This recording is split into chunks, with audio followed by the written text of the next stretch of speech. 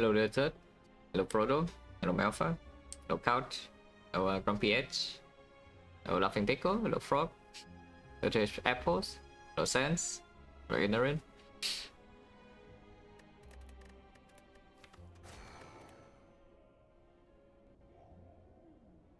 Common Relic is pickable over swap if the map is really bad for swap. This map is not very good for swap. It's not that bad, but it's not that good. If you take Common Relic, I guess you go... It's only 2 fights, so it's only 2 fights into 3 elite path, like decently high value. But if the Common Relic is not English, half of the time it is, yeah, then it's like still just a crack call, but the path is relatively safe still. If you swap, into something that requires the early shop to not get Giga on, like for example Empty Cage or maybe Black Star, this map is like very weird because the only early shop is like here, yeah. And then if you want to path to the high value path, it's risky and it's only 2 fights, so your deck freaking sucks and you have no crack call. If you path here, you see question mark number 1, 2, 3, 4. Oh, cool. 4 question marks. 5 question marks. You want the second fire. Maybe I guess you can go here and then do fire here to elite here. But that's a 1 elite act with early shot. That's awful. The more reasonable path will be something like right side. You start here like 1, 2, and do 1, 2, 3, and do 1, 2, 3, 4. Into this fire, and then if you're high rolling you can do this. Otherwise you can go here, try to fight a normal elite and then shop, and then here and then second elite. Or if you're so weak you can do hallways instead and then do another hallway into fire and then 1 elite. But you do swap, so 1 elite like 1 is not the worst thing you can do. If there's 250 go, I definitely take, yeah. 250 go is definitely taken over swap here, and we go left and farm to elite. Common Relic is not good enough, I don't think. Yeah, Common Relic is not good enough, I don't think. Okay. Tiny House actually probably goes left then. The house probably goes left and we force this to happen. And this potion is not a bad one, yeah, to get. There's a lot of resources to spend when your deck is not good enough. Unless it gives you like 2 complete bricks. Auto shields, further charge battery, 4 block for 1 energy the turn after. With 3 base energy, charge battery plays a little bit better. And we do have a defense plus, auto shields is less, relatively speaking, less strong. Just a tiny bit though. Yeah, charge battery, auto shield is better in sentries. Maybe charge battery is probably better in Laga. And against Snob they are equally useless, but maybe the charge battery can play on turn 1. If you draw Giga bricks, you can maybe bind 1 energy per turn 2. Yeah, I'll probably take charge battery, yeah. Go on to shields. Can also take claw. Probably not. Oh yeah, we start here and try to do the 2 elite pattern with the house because we do have potion and we have to go for this shop now.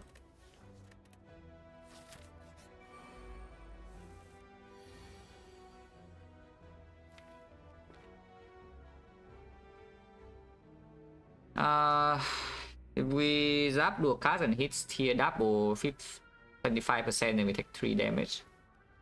Line to take 0 here, we defense strike, and this guy's on 9 HP, and 9 HP is 2 strike kill. If we don't draw 2 strike, it means we draw 1 strike. So worst possible draw will be 1 strike here and then this.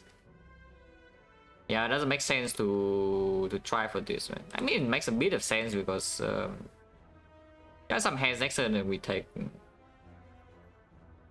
Yeah, there are some hands next turn that we take more than that. We take 3. The hand would have to be double, as in like triple strike center, so in defend this guy needs to attack. Yeah, that's less likely than even the zap doing here, 25%. So we should do strike on this and up defend. Yeah. Take 0. Defend plus. This guy never attacked his turn, so we kill with 2.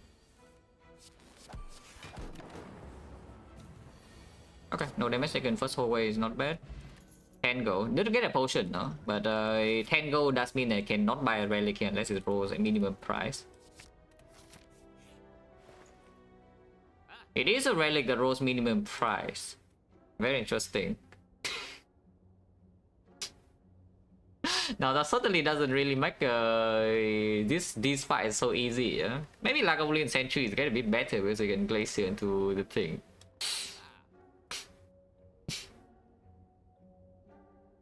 That is certainly a relic.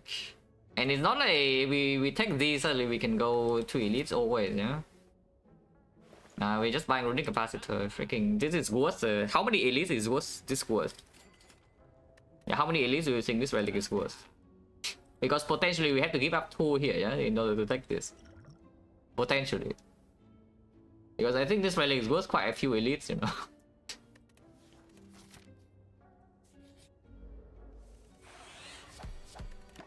But yeah, this relic does mean the sentries like Goblin, relatively speaking, not too bad, yeah.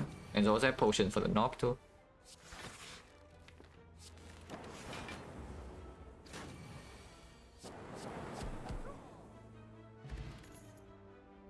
Well, I mean,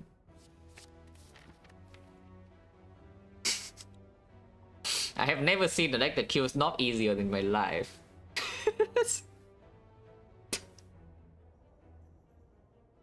Oh, yeah, don't worry.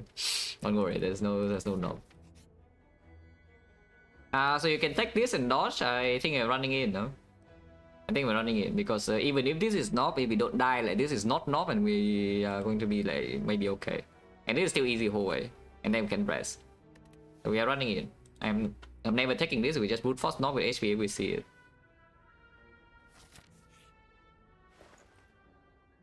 Aggressive marketing. I don't know whether it's aggressive or he's stupid, because if he shows me this shop when I have gold, I would spend a lot, you know. But now I cannot spend anything. I don't have gold. Yeah, very aggressive marketing, yeah. This guy. Too bad there's nothing to do, and we know that one of the strongest relics is gone, and then we also know one of the biggest shop outs is gone. So we move on. Oh yeah, brute forcing this. Oh, not not that this fight is like free or anything, because you still need to kill 1 out of 1 for the fight to be okay. Point change right now is only... We didn't get potions, the point change right now is only 40%, no? And yes, against Nov, I can see this deck needing 3 potions, so there's no reason to potion here yet, yeah? Actually, question mark should not be a thing? No, it's fine. If like the thing about game design is like I don't know that much. I know a bit, but I don't know that much. But the thing about game design is that if you just see something, you think to yourself, okay, this is a bit annoying. It should not happen. And you remove all the annoying things. Suddenly you end up with something like extremely boring. But you don't realize it, you know, when you are removing things one by one. It's like if you always know what is going to happen, things are a lot worse. It's like the human brain actually thrives on randomness, even though you might hate the randomness at some point.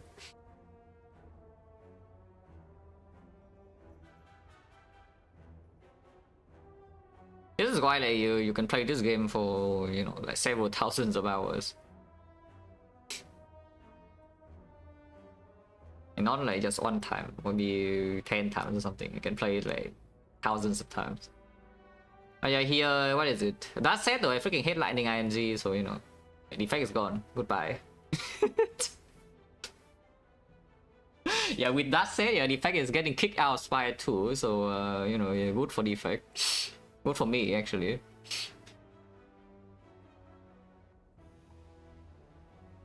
But yeah, so what do we do here? Do I play Zap or not? I think I should play Zap. The question is whether the Zap should come with a strike or not. I don't think we spend upgrade pot here, yeah? Because as depressing as it sounds, we might actually need to upgrade our strike to kill the knob. Yeah, we probably will need to upgrade our strike to kill the knob because that's the only card we are going to play damage-wise.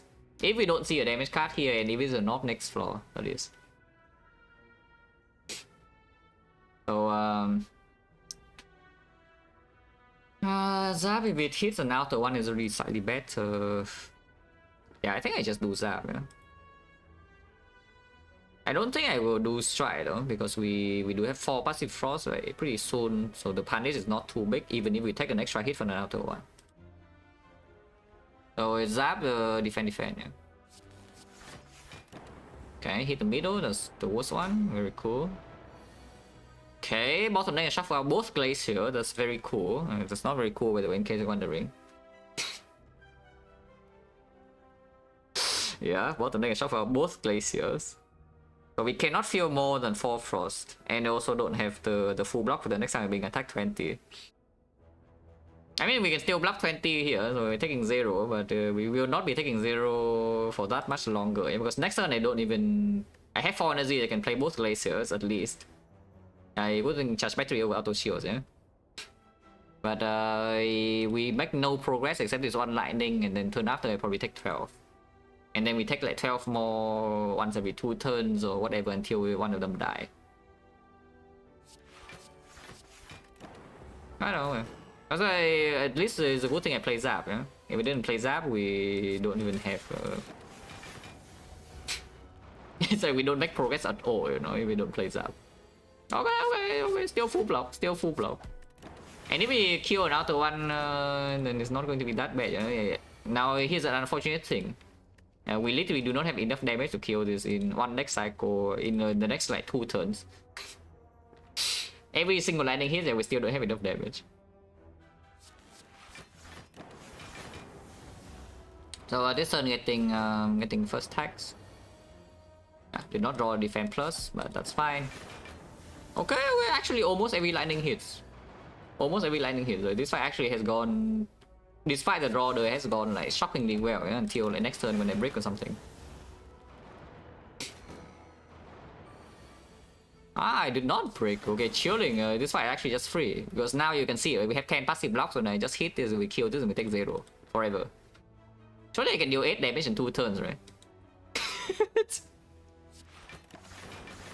If I would never fail to deal 8 damage in 2 turns.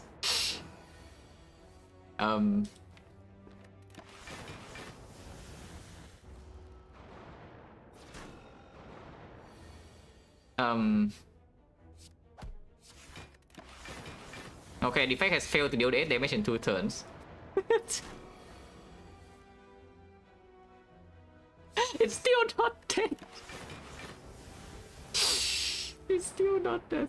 It's fine. Honestly, this fight is not even that bad. And you can see here now we can now take damage, like invincible. 52, honestly, it could be way worse. It could be way worse. So I go, nah, it doesn't take that long. This is like... It takes like 4 turns or something, maybe. We only have strikes though, it's a sad part. Like, I just look, just like the only damage we have is strikes.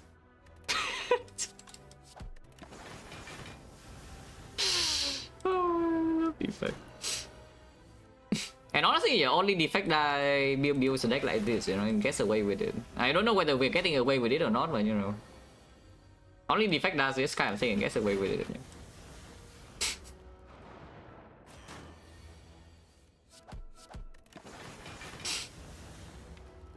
Okay, cannot even kill here. You might think that we played 1 strike is dead. Well, guess what? There's no strike. There's 3 turns. We take no damage though. The Recapacitor already performed. Look at this. Like without this relic, we take like 1 billion damage in this fight. Yeah. Okay, it's not true because you buy a Thunder. But you could shuffle out the Thunder. You know? You could bottom deck shuffle out Thunder. You can also have to waste Blessing in the Forge. But here I am, you know, using no potions. I have no relic. Okay, Bow Landing. I consume. Consume. Consume. Freaking consume. Oh, consume. It's not real. Bow Landing is not even... Do you even think the Bow Landing is so much better than the consume here? Consume is plus, yeah? You really think that the Bolt Lightning is better than Consume Plus with the current deck against Knob, because you can just block the Knob for, you know, one full cycle, maybe even more. Body click. You can rest here though. You can rest here. Preemptively prepare for the Knob, because the only upgrade that's needed here is a Consume, so you can rest. If there's Knob, you can brute force the fight. It's still easy whole way, yeah. And then when you need Consume upgrade in that fight, you can just place in the Forge. Energy routing with the 7-10 man Echelon. Yeah, I'm resting. If it's like a Boolean, it's free, yeah. Okay, it's not like a Boolean. We do draw Zap and turn 1. Look at this holy Zap for the gods. Yeah, look at this holy Zap, like the damage is deployed. It's not as done for. In I don't know how many turns, but it's done for. And yeah, charge battery once again, over auto shields. Look at this. Like this is outperforming like crazy already. Yeah, the last fight already outperformed, yeah, because without the charge battery energy, you cannot play double glacier. You take like 1 billion damage. You can only play 1. So you lose like what 4 HP per turn in the last fight. So it already saves I don't even know, like 20 HP or something. And then this fight maybe next turn, because next turn we have like maybe a lot of important 2 costs to play, yeah? Like this energy can play again.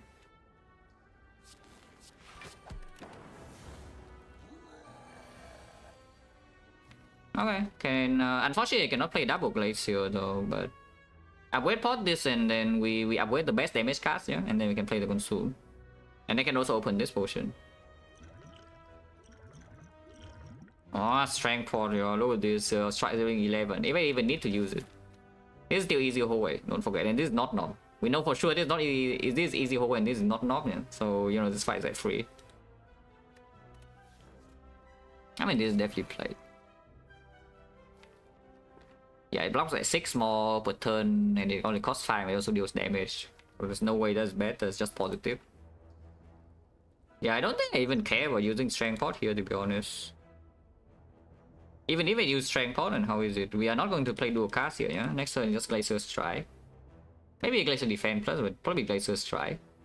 Yeah, 2 Glaciers drawn together is slightly annoying, but I guess it's fine still, not that bad.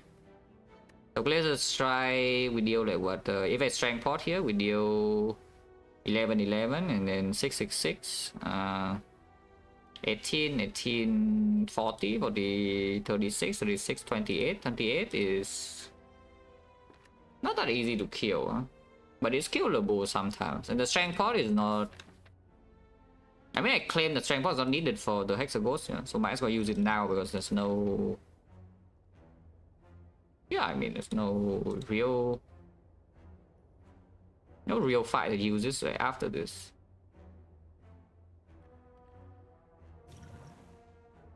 Okay, well, in theory, how many people would actually pick these cards and then go 5 Max Elites? That's the main thing, is that you're scared to death against the Knob. Yeah, guess what? We're just running in anyway. And here's the Knob, by the way. But I have full HP.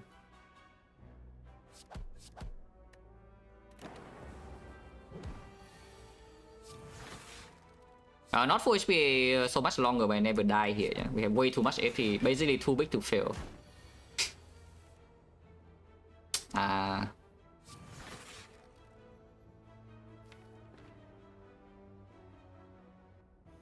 Touch battery now. Losing 1 HP.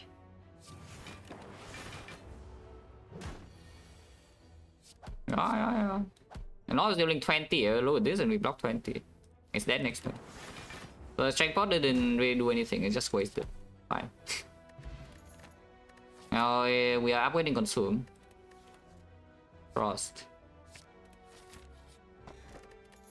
I said I'm upgrading Consume, they're stopping me things to do with fires. Just gives me things to do with fires, you know, I'm upgrading Consume, guys. Not going to freaking rest. Maybe I will rest in Act 2 though, but like, it's like... How many rests do I expect this run to need? Honestly, yeah, this act will never rest again, yeah? And then Act 2 maybe I could see resting twice, maybe. Because just this deck will maybe need to rest even if you don't want to. But topping is also quite strong with this kind of thing, is that you just draw your consume earlier and you get frost with capacity, runic capacitor, and you're like just sitting there, you know. Yeah, just keep it. Easy hallway.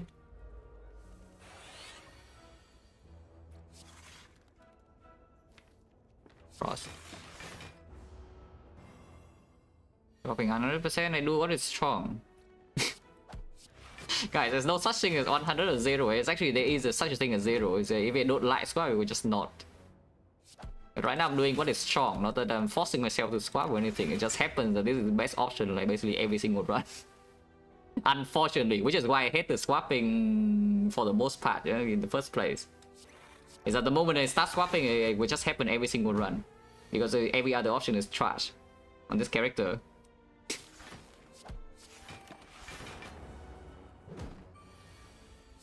Unfortunately, every option is trash. Every gate, upgrading every gate does mean no talk, but if you talk, then every gate gets weaker.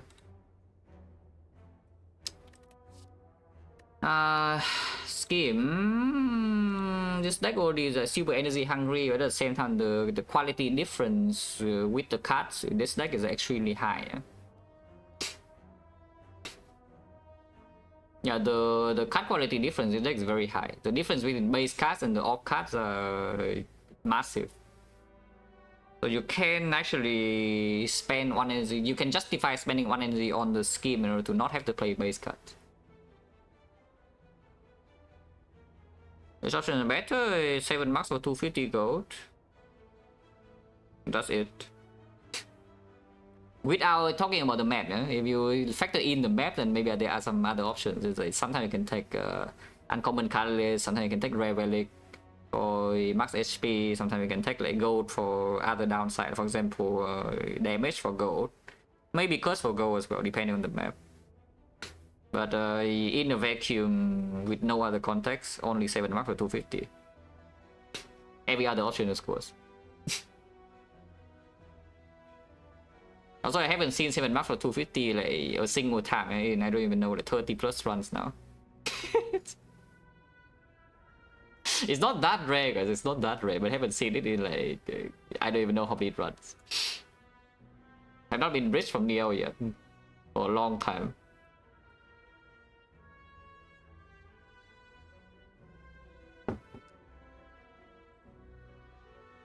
And the thing about this deck is that how do you think we're dealing damage?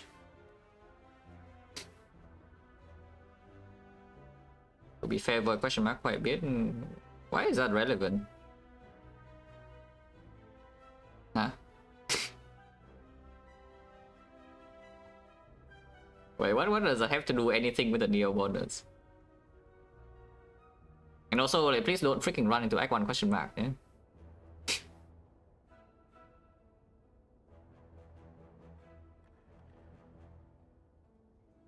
But yeah, that's the thing. How are we dealing damage? Exactly. We draw back into Zap and play Zap. Theo going to runs a defect in a row. I mean, I saw a little bit of that. I saw his stream title. Yeah, I definitely saw that. I saw a bit of a run. That's fine. Like, after this one, I'm leaving him in the dust. Maybe. I hope.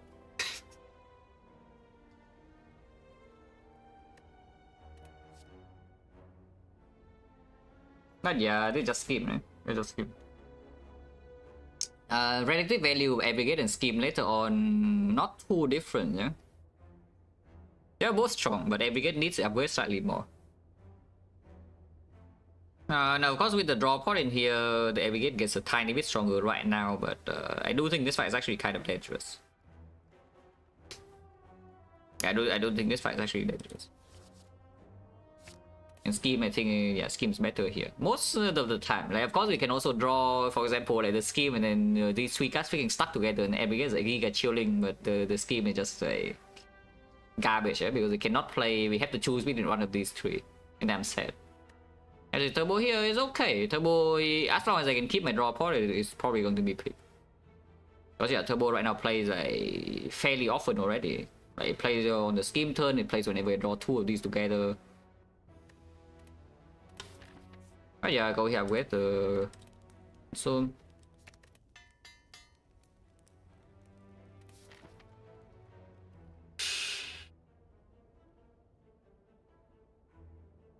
How scared are we of the Hexagons really? Let's ask the next question. If we're extremely scared of Hexagons, I can see just accepting another bit of value loss and we go to short. Because you know, when you look at it a little bit closer, you see the relics I currently have, right? You see what they do? Yeah, that's right, they do nothing. Except the one I bought, yeah? The one I bought is very good.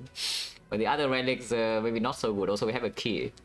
Which is not great, you know, when you see 3 relics, you haven't gotten stronger at all. And you see 3 relics from the chest and the elite, and you haven't gotten stronger at all. That's not a good sign. Because just going to shop and buying a common, for example, lightning or coast now, whatever can improve the series massively. Even buying something like Halo World just to not die to Hexagons. Because maybe not dying to Hexagons is pretty freaking high up on the priority list here. Compared to preserving value for later, because the deck already has fairly good cards for late game, yeah. And the Peace Spy, if it survive long enough, will also do it if the deck has output, which right now the deck does almost have output. It almost has sufficient output for like almost the for first whole 3 acts already. And if you have enough output, you can start talking, and then your deck becomes like faster, more consistent, and everything is like good.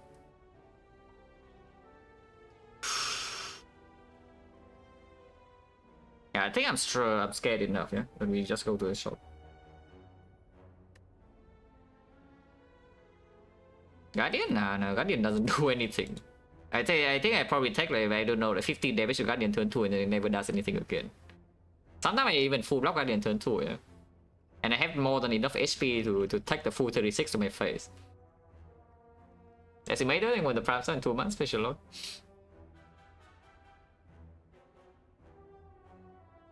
Blizzard be killed. Of course it would be. Yeah, Blizzard of course would be picked here. That's one of the easiest way for you to not die to Force Government Leader in Act 2. And the card can be relevant, can be the whole damage scaling for later on. If you like talk when you play Glacier every turn, your Blizzard is, you know, demon form. Double demon form even. If Blizzard show up here, of course it will be picked. Need to show up before other damage issue options though. But it solves quite a few issues for the fights that you cannot just outvalue with Frost. Which is, you know, when we leader is one of them. Bây giờ we go here.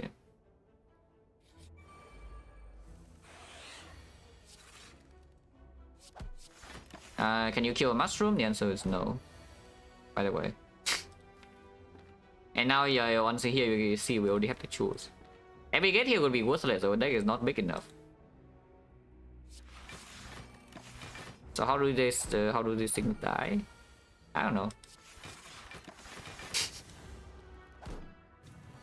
For now, we just full blocking, no? But you know, eventually they need to die. Yeah? I play Zap. Yeah, 6 frost in here doesn't even do much of anything. Next one is gonna never attack. Actually, no, it does. But even if it does attack, it's fine. We can still full block easily.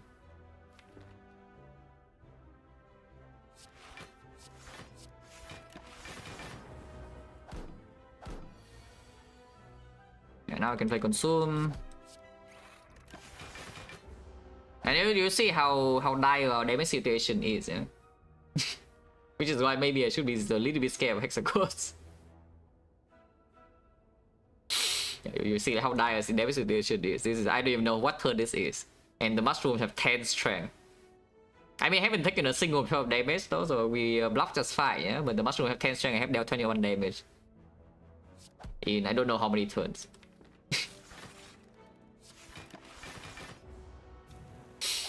Okay, 8 turns. Yeah, turn 8. Yeah, we can kill a mushroom. The double mushroom fight on turn 8, we kill one of them. Amazing. That is not taking 0. How bad is that? Basically any fight I can block, I will be fine. And any fight that can be solved by simply just blocking, we're going to be fine. I see. Okay, going here just stupid and bad, so excuse me, I guess. Counter spot and ball lightning, yeah? I mean, you can take capacitor if you really want to, but I think that's going a bit too far. Even though later on we do want the capacitor, by the way.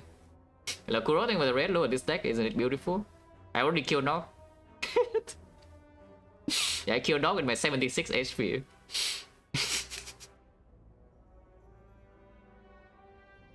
Yeah, I killed Dog with my 76 HP and now we're like chilling. I just killed a mushroom on turn 8. I fought down a mushroom and the first mushroom died on turn 8. So that was beautiful.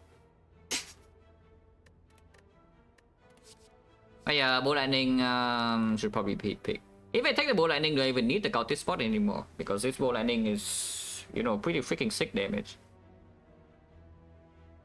Isn't this damage like giga sick? Why do you need the Cultist spot when these spots just play better? Like this spot wants to be kept like for as long as possible until we see like some Gambler's Brew or something, yeah. And this spot is better of the first floor back 2, which you know we kind of take damage the whole way, yeah? Like some birds fight or something, or some chosen fight, even the thieves fight. Okay, freaking thieves. How do I not get dropped? Freaking thieves. Why do thieves exist, guys? Why do thieves exist? Oh, too bad. There's nothing I can do about it. Unless we see like some electro or something, we just accept that we lose probably like 80 gold and move on. Yeah, see electro or P-box or whatever, maybe you can kill the thieves, otherwise it's doomed. I don't need the Cultist or Hexagons. I'm pretty sure I don't need the Cultist or Hexagons. Now that I have a Bow Lightning, so we just skip. Now we say goodbye to more overpowered relics in the shop. Modified Hand is gone, your Orrery is gone, Potion Bell is gone, Toolbox is gone.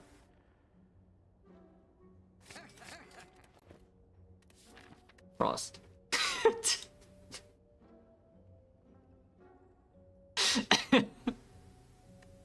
Oh, this deck is perfect. You have never seen a better deck in deck 1, I will tell you. Deck is perfect.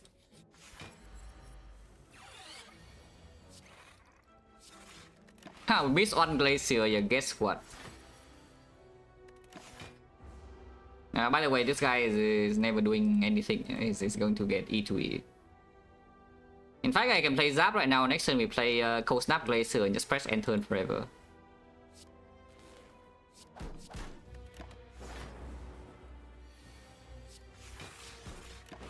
Good job, Lagulin.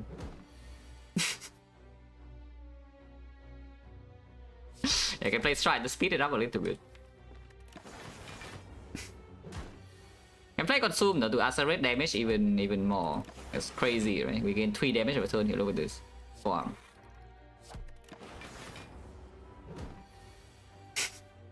Can play Bow Lightning with giga damage with that. Yeah, of course it's like we know it's not so it's always free. No matter what it is, it's free. Okay, all the garbage relics we advance to the good rare. Look, this garbage rare does nothing, garbage rare does nothing, and here's a rare that we want. 6 damage. Well, that seems great. 6 damage.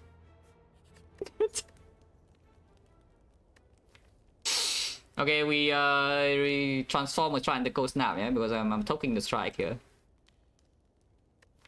Unless you tell me it's time to upgrade Zap. So Jack hitting with the red, fish a lot. If you just got here, look, this deck is freaking beautiful. You cannot tell me you have seen a better deck in deck 1, yeah, to compare to this. Okay, maybe it was better before I added the Bow Lightning. Yeah, maybe this deck was better before I added Bow Lightning. But unfortunately, we have added Bow Lightning, so it's a little bit impure. So best damage defect card. Storming the best, one of the best damage card though. That I don't really know. And it's fun though. Honestly, Storm is probably, yeah. If there's a fun skill ranging from 1 to 10, Storm is probably a 9. When 10 is the most fun. Just a cool card. But honestly though, what about upgrade zap? Like generally, isn't this our only damage? Was it 10? There's no 10. Amazing.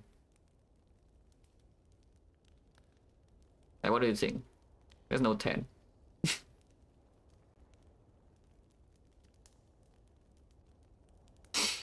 But yeah, I upgrade Zap because if we can play Zap every time, and yes, this deck is giga short energy. You can see how much energy we need here. Yeah, you can see how much energy we freaking need here. Like, isn't this upgrade just insane? We can talk later. Maybe we'll see P box after this. Okay, let's upgrade Zap.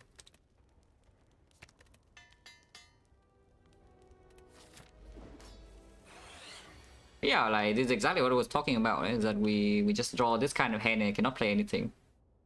Consume needs to be played over Glacier though. So next turn I could get hit for a lot because I don't have Frost in play.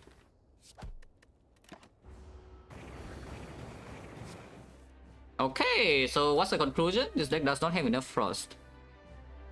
What the hell is this deck? Yeah, the deck apparently does not play a Frost out by turn 2 in this fight. That's the deck. We don't have enough Frost.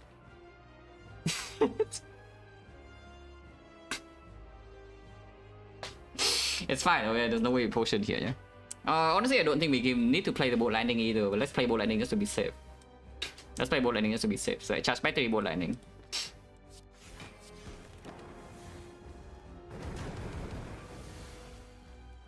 Oh yeah, here now we can go Giga Zap damage.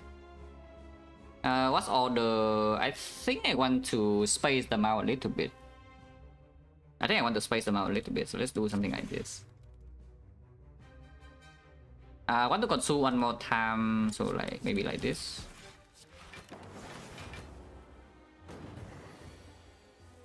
Yeah, consume one more time. Now we can play bolt lightning.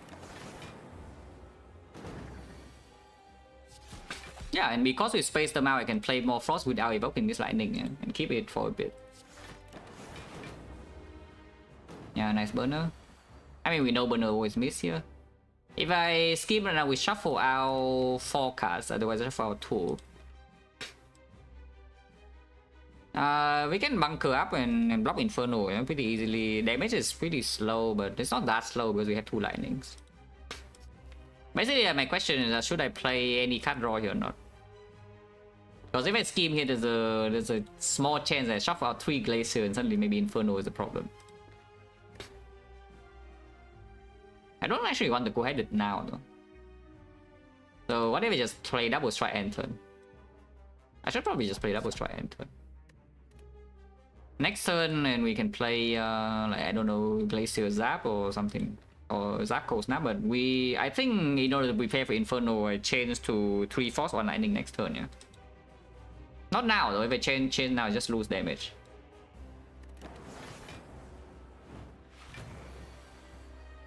Yeah. So Glacier Zap is fine. Cold Snap first and Zap because keeping the... We are not going to consume one more time, I don't think. So keeping the thing at the very back here keeps it the longest and it deals damage. Because we cannot stay here with Burn Plus like, for that long. We can stay here for quite a while, but not that long. Let's do Cold Snap first and then Zap after.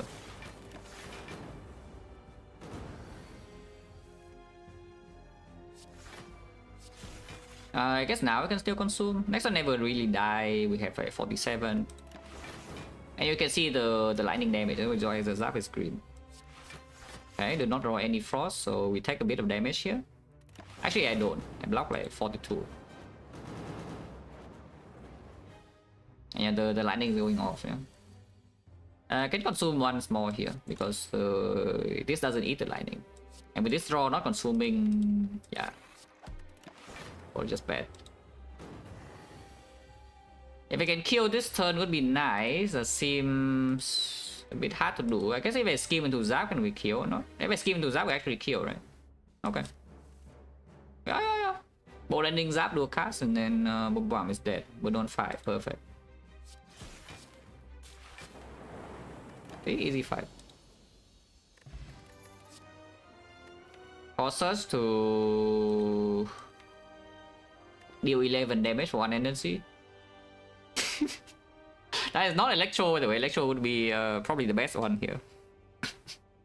Yeah, I think Electro is stronger than Echo Form in the current situation. So no Electro, no Sick, no Echo Form. Wonder whether Bios or Corsair is better. Or maybe even something at Rainbow, it's not too bad. Take Sick for what? You're Sick for a Glacier. What's going on? I mean, sure, you're Sick for Consume, yeah, but we had the Burner for... And front load the block with 3 Glaciers most of the time enough. Like the Electro just shows like one massive problem that we currently have, which we might not be able to avoid, like confronting. Hyper Beam unfortunately does not solve the same problem at all, is that we want to leader and there's nothing to do. You cannot play Hyper Beam in leader, yeah.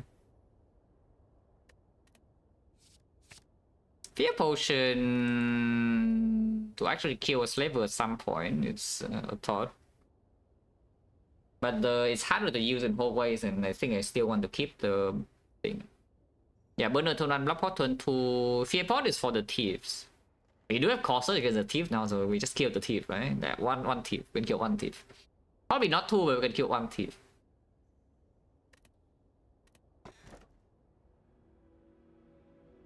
Now, 4 energy is amazing here, so we take the 4 energy, and this is better than this. We have the Burner with the Dome as well, like pretty sick combo. Yeah, Burner with Dome is already pretty good combo for late game. Because the Burner blocks first hit with the heart, and you already know what the second hit is. You don't overblock. And same story for third cycle, yeah, which is when the 50-50 really becomes super relevant. Second cycle is still not that big. Second cycle is like 47 versus 60, so you guess wrong, maybe overblock by 13 or underblock by a tiny bit is fine. Third cycle is 90 versus 49. You cannot take the chance that you know, maybe it's doing 49 now, not 90. But the Burner makes you that you don't need to actually guess. Fourth cycle, because it's a annoying part, you actually will need to waste a lot of energy for fourth cycle if the fight gets to that point, but hopefully the fight doesn't get to that point. Lead the Dome, don't worry about it.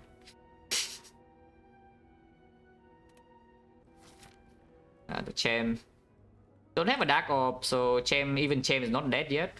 We'll see. Easy, it's free. We do not need to fight any elite in this act if I choose to not fight any elite. Oh yeah, I just start here, do 2 fights and then reevaluate. Yeah, probably trying to do 4 fights here and then we see whether we can do elites or not. If we can do elites, we can fight this immediately and then fire number 1. Maybe you can do elite number 2. Or we can go fire here and try to do this elite into second fire. You can still talk. Or you can go here and then go to Straw and then go to the second fire and then fight 0.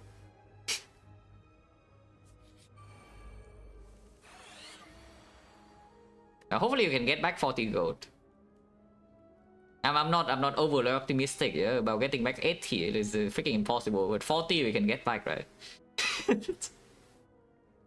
we can kill 1 team, yeah, with 4 energy, surely, right?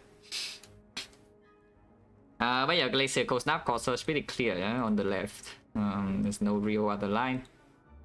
Unless you tell me we play Quoted over Corsair, that seems stupid. That's just cost me gold. And we only have 3 frost.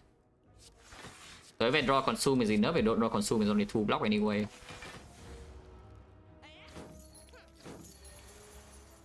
Yeah, I mean blocking this is like very simple. And I don't want to consume with the lightning, so we'll play Bull Lightning first. And then full block. Yeah, now consume. If I could be attacked up to 32 right now, just in case I could play this.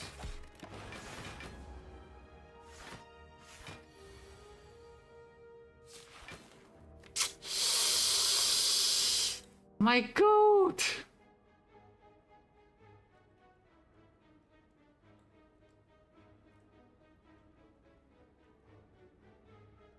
This is 95 gold, so how valuable is draw pod? I mean, we still have a 25% chance of getting gold back, yeah, but it's freaking 95 gold. Because if they both run away, I don't even get the 15. That's the thing, if they both run away, I don't even get my 15, yeah. It's not 95, it's 55, 55.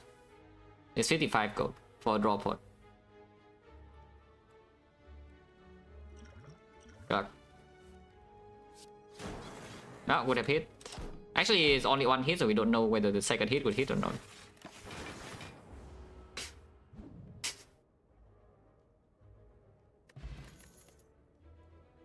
Upgraded. Upgraded. More block though, which is... I don't know whether it's what we need or not, but it does tell me partially the intent, yeah? Improves bow stabbing, but this also improves bow stabbing by a lot. In fact, this is probably more important than this in bow stabbing, yeah? Like this bow landing.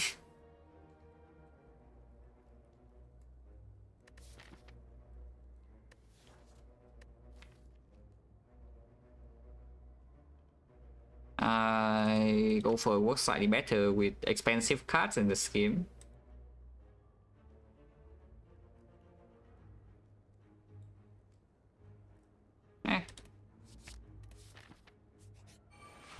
Again, I'm a sucker for green, you know. Green card cannot resist. Do I scheme now? I can block this guy for long, so I just scheme now, yeah, to find, yeah, nice gopher. To find the consume faster. Don't know, think of the prime sub in 25 months, special load. The full block, excellent burner.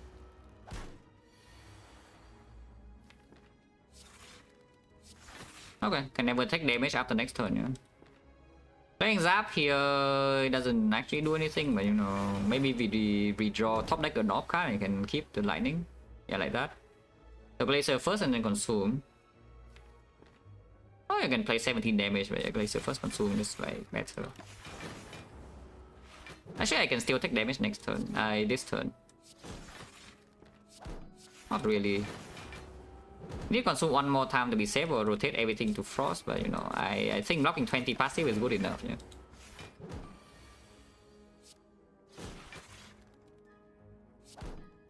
Cheating? No, that's a meme because there's only one player who has ever said that is cheating, and it's funny. And yes, basically nobody consider that is like anything bad, yeah. It's just a thing in the game.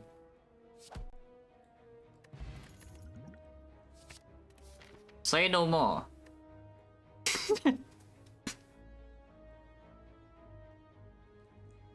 Yeah, it even comes upgraded, you know. It doesn't need to be green, but you say no more, guys.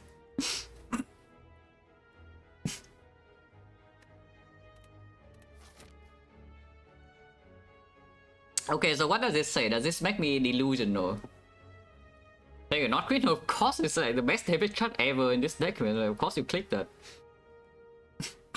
But does this make me delusional when we go fight some elites? As in, do I fight this or not? We'll see, we'll see. I mean, I never really go here, so we just take these two fights and then see. I don't think I go here ever either. Yeah, going here just nonsense. It just worse than this. I mean, you get fire before this, or maybe it improves a little bit, but probably not.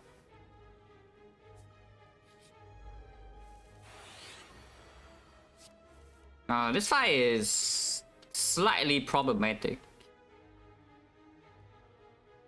We can fix that by artifact pot immediately. Because we have burner for X4, so I don't need to care about saving artifact pot for way later. Yeah. And I think this fight is dangerous enough that, you know, I should just use my pot. This fight is actually giga nasty if we get this. What's the order? I mean, we're definitely playing Glacier Zabo Lightning. I mean, yeah, go for nice gopher. Still 4 damage, or better than the other thing. But Glacier Zabo Lightning. What is the order here? Frost in front does mean that it's harder to keep all frost after lightning in front. Evoke immediately, but then you cannot evoke frost. You need to block extra. Probably lightning in front still.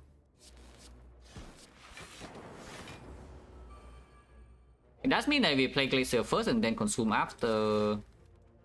Yeah, like here if we consume, I will eat the frost, you know.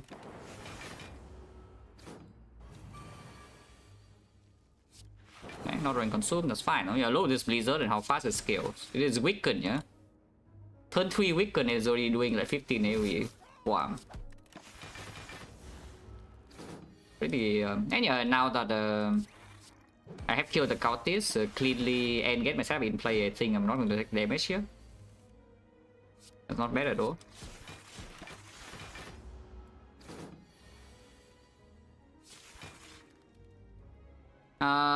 Can kill it right now? Yes, it's actually lethal. This is 43 lightning is 9 damage, so it's actually 52, perfect. We have burned on 5 for the next fight. Okay. Yeah, 9 damage, and you see here's a 36, 45, exactly lethal. Potion's back. Amplify does nothing. Claw, program, yeah. Seems a little bit dubious, even though we can talk the right. I don't want right. This is a card deck. As in, we just need to draw our cards and freaking play them, and then we win fights, you know. I need to draw my cards, so like specifically it's important to draw this. Now that we have like this many glaciers, it's actually pretty freaking important to draw consume early.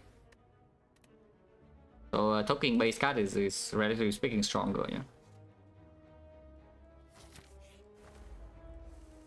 Ah.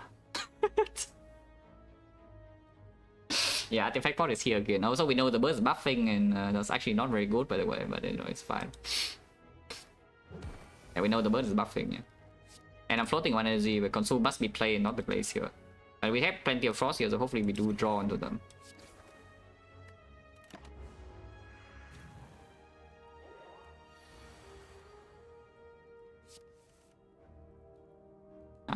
Same story, the consume already play. I think in this situation they want to evoke frost. So let's play like this. But it's gonna be in the middle. We'll take 2 here. Okay, they take 2. Oh yeah, this is why we want to evoke frost. I'm vulnerable and potentially taking a billion damage, but fine. Not taking a billion damage, and now we just burn dice. We want burner set up for the next fight. What is the most dangerous fight? It's freaking... Is it leader still? We have blizzard now. The turn 1 is so much better for the slavers, yeah? But for the leader it's probably better than turn 2. It's still voting for the past 6 months, this lot.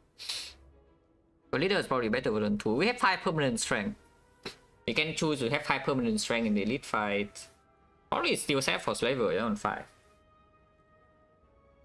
Yeah, probably we should still set up for slaver on 5. What turn is this, by the way? Oh yeah, we can know. With the incense burner on 3 right now. Because we enter it on 0, so on turn 1 is hex, and turn 2 it attacks vulnerable, which means this is a small attack, so I don't need to block. I can play double strike. Yeah, if it attacks, it's still a small attack.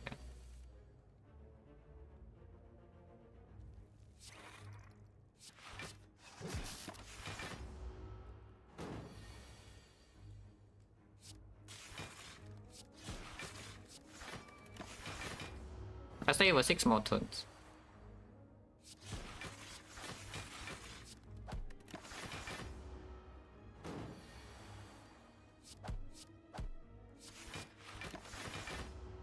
Maybe it vulnerables me here. This turn could be a little bit bad, but it's weakened now. I don't think I want to play this try because then the coast not gonna be played to block.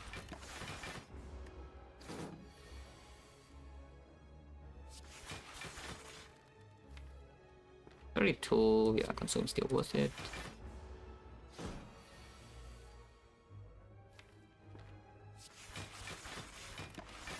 Next one always draw a strike, we're not weakened, so I can always kill. Upgraded, we have 0 power in the deck. So this green is yeah, probably not good enough. Yeah. Compound driver, draw 2, but only after a couple of turns. On turn 1 is a brick draw. And we already have the scheme. And energy can always go on the glaciers. Yeah, not interested, yeah, skip. And yeah, I think we fight elite. I think we fight this elite. With burner setup and also the flex spot. Oh god. Okay, flexing 5 permanent strength, yeah? We clean house with this. Hopefully she attacks. If she attacks, it will be nice. Yeah, 5 permanent strength, and then we just kill. Yeah, kill this clean, and then bomb her. Although it doesn't matter here whether you flex first or flex second.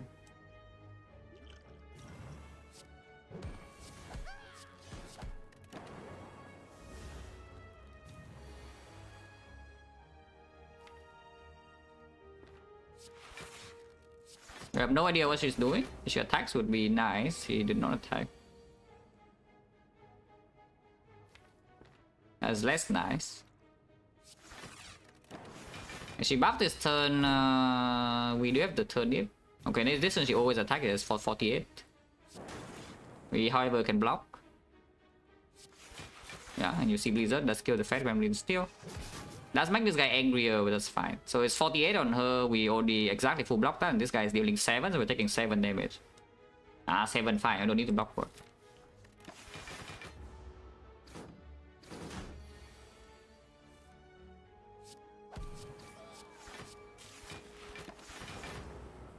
God, freaking buffing. Fine, no? And yeah, it's a nice thing on the Blizzard because you can... it's like you can block while dealing damage at the same time, yeah? So you're not losing that much value. If she attacks this turn, it would be nice. Oh, I guess we can kill her. Yeah, she always dies next turn now. It doesn't matter what she does this turn, she always dies next turn. And the 5 strength, you know, kind of good. Because blocking this turn is a little bit difficult, yeah, to say the least. If we don't kill her this turn, it's slightly difficult to block.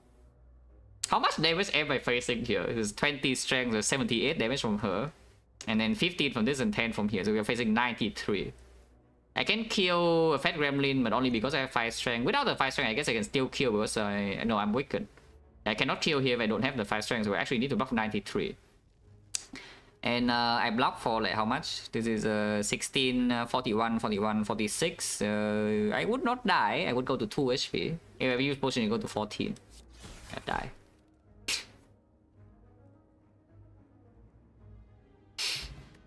Big.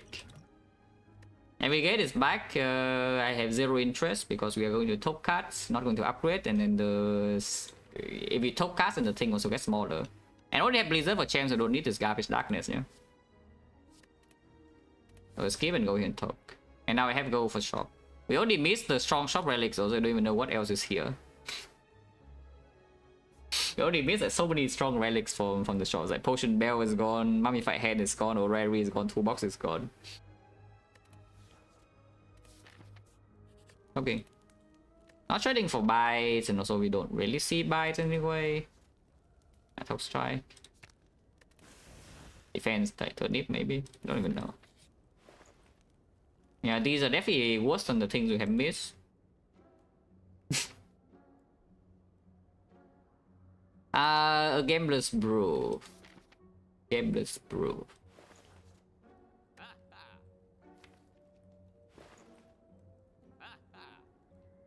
Yeah, on sale. Yeah, what about the Gambler's Brew? We do have the burner, which is kind of doing the Gambler's Brew job already, yeah. It's fairly expensive. Yeah, Enlightenment to upgrade to make like 1 cost glacier. Probably just remove, right? I think now I can remove defend. No? Or I can remove 1 defend. Am I fighting elite or not? Because if I am fighting elite, there is something else I could do here. Because my burner is not set up yet, so I could see buying the darkness potion in order to fight the elite. So we are playing 114 gold. You're paying 114 gold and a remove for 1 elite. That's a fairly steep cost, but how bad is that really? 1 card reward. So 1 card reward on random relic and potential choke potion chance. And with prayer wheel, yeah, I guess advancing rate chance a little bit is not too bad. I think it's roughly equal, yeah, between the buying dark pot and running to elite, comparing to just going to fire and top. And yes, the dark pot will kill the elite. Maybe we take a bit of damage, but don't think we can actually die. Right? 54, 66 HP into these floors. Oh, time save, is it time save? It makes your end game more complicated. It's only time save you're already giga strong, you cannot lose later, yeah? Which is not true right now or not, because it's not true yet. It could be true soon. And yet the value is relatively equal. I think I saved my goal, yeah? Because going here also is a small risk as well. It's like Slaver turn 1, you can always still just not draw. Because even with the dark pot, it's a turn 1 you cannot kill anything, yeah. So turn 2 you need to block turn 1 35, and then turn 2 you can kill. Yeah, I probably should not fight this. Check relic list, yeah, right. I already checked the relic list like I don't know, 9,000 hours ago. Oh yeah, remove and move on. I just remove and move on.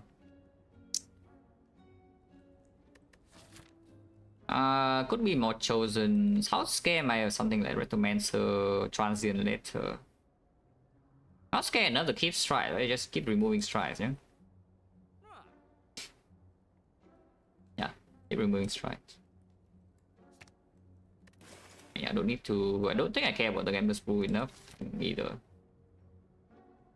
Because there's no. I mean, usually we are strong enough in Act 3 to not use any potion, but this deck doesn't have sustain yet, so that's not super clear that is the case.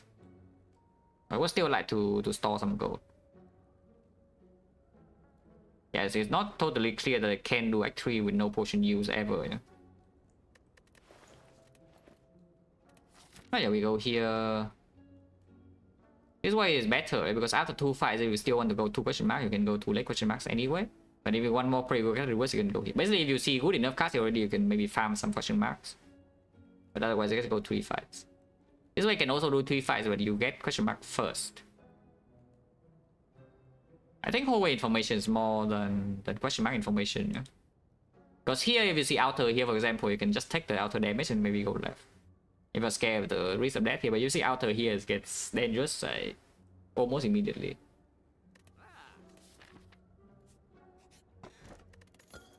Blocking.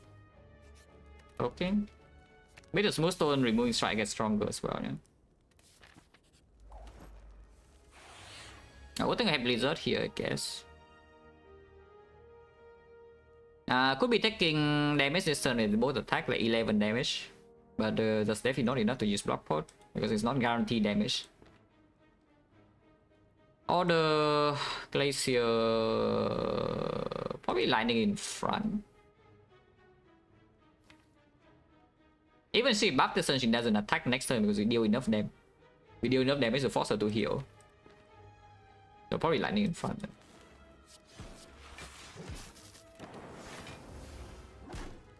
Okay. This guy could be attacking up to 18 right now, that's fine.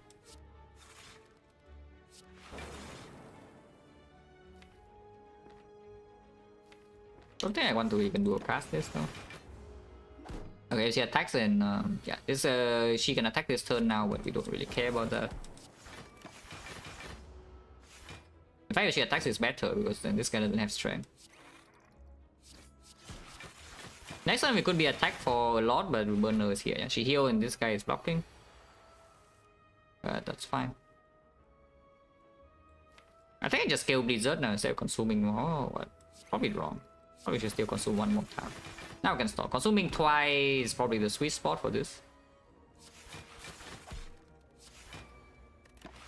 Consuming twice is probably the sweet spot. Yeah, they attack for a lot. I mean, it's fine. 39 damage, by the way. 42. Bigger. She's not even healing this turn though. They play Bolt Lightning, they both die next turn, burn on 3. We can actually see Chosen Cultist again next floor. Yeah, we can actually see Chosen Cultist again next floor. That's good enough. Yeah, wait until I see the card and then ask again. If nothing changes, then probably not. I don't think so. Because the upgrades are not free at all. Every upgrade costs you one remove. And we already have enough. As you can see, we draw a Glacier every turn here. And we just play the Glacier instead of getting like maybe 8 extra block per turn for scaling. And the important thing to draw is still this card. Is that you add loop, before this card is in play, you don't really get anything out of it. If you draw this one turn late because you added some garbage, so it's really, really bad. Also, it's a good thing I picked the Consume on the way next one. Like, without this Consume pick, this deck does not function, yeah? And it's not like we have the option to build a different deck or anything, you know? This is just what is offered this run. If we didn't pick the Consume, we get nowhere, you know? It's a good thing Consume was picked. He's buffing right now, so we can do that. Wait, I'm stupid. I thought she was buffing, apparently she's not. I mean, it's fine though, Blizzard's big enough.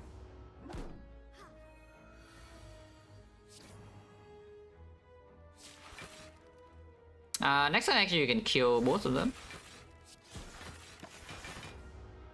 Yeah, they're both dead and burn on 5.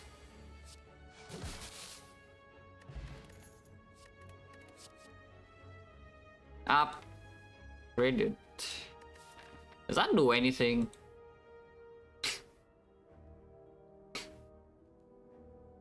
When we top higher than upgrade option, well, do you already have output in your deck? If you do, then top.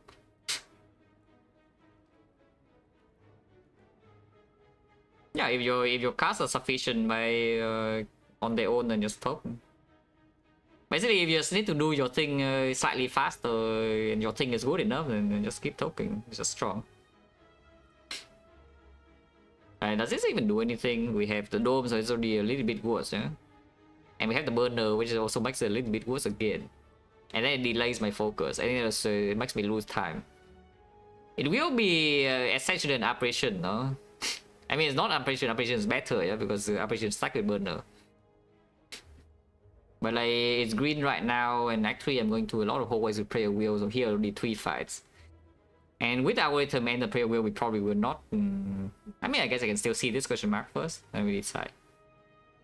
But most likely I'm going this way and we get like 1, 2, 3, so there's already 10 block into Act 3. And then Act 3 itself, we probably take maybe 8 fights in the Act and 2 bosses. So it becomes like 41 entering Act 4. Roughly 41, sometimes it's the Echo form. It's kind of a lot of block, but do you even play it over Frost though, for the most part? I guess if you get 5 energy, you would play it. And we have Pyramid, and of course it's Giga 6, but then we have Pyramid, so I don't really care. It's not the... I don't care about the case when I see Pyramid after this act.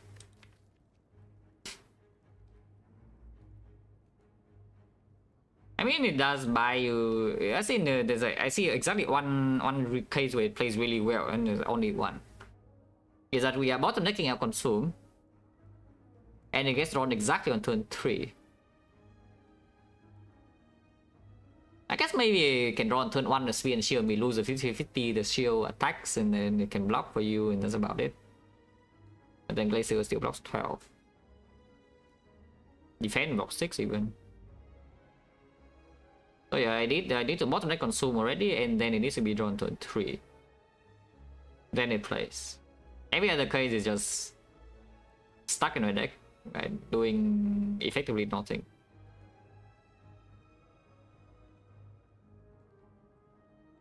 Let's give a common relic and transform 1, and I think it's... I don't remember third option. Is like I think it's red colorless, but don't remember downside. Maybe it's for 7 bucks, red colorless. But yeah, common relic, transform 1, and whatever. Some option 2 is not gold. I mean, I don't really think this does much though. When is it harmful to draw? Yeah, whenever, because again, something like Transient is actually still a very strong draw, yeah. But Transient, we only need to cover turn 1, but turn 2 burner most of the time happens, so we just want to set burner on 4 every single time. So Transient turn 1, because by turn 3 we probably already have things in order.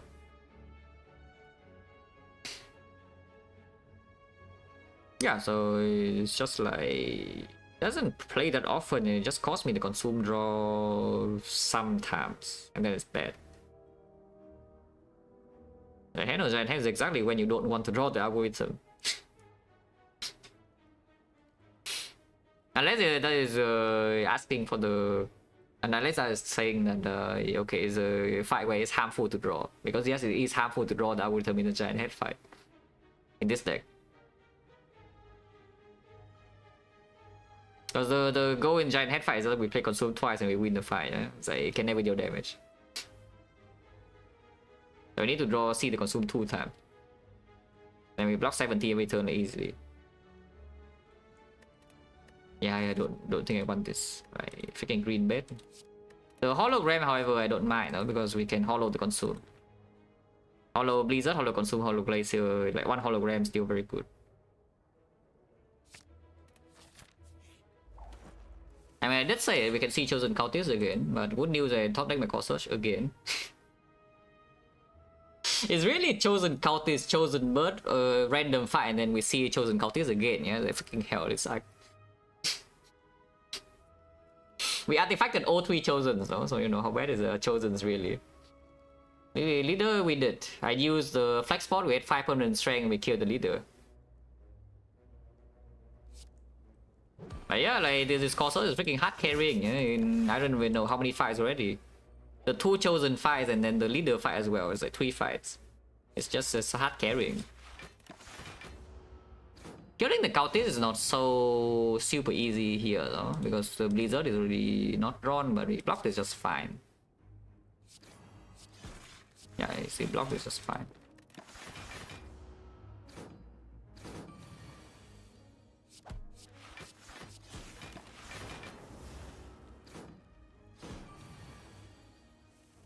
Yeah, block just fine.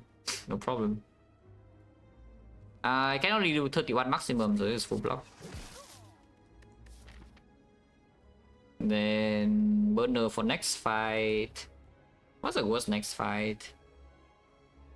Chosen Bird. Yes, next fight. The worst fight is for a Chosen Bird. So they intentionally set burner on 3 or what for that. If we see like Snake Plant Avocado Red, because they can take damage on turn 1, yeah. But even triple Cultist, you know, which may be a fight that's somewhat threatening, is burn on 3 is also better. Yeah, probably do burn on 3 if I can. We need to go around like 5 turns.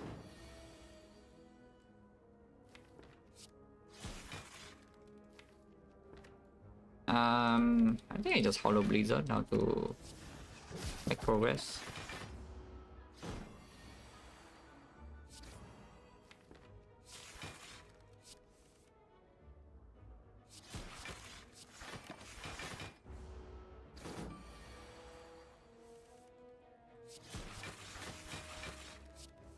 It just kills now, that's too much damage.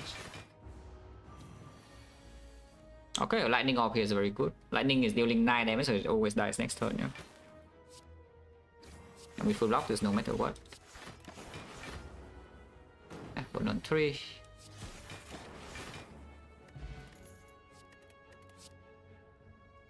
Drawing the first consume is so important. Here's the second consume. It's not green, so it cost me an upgrade. It cost me a toe. And we don't have excessive off slots, so playing consume minors is not it's not really a thing, yeah. Does this Equi do anything?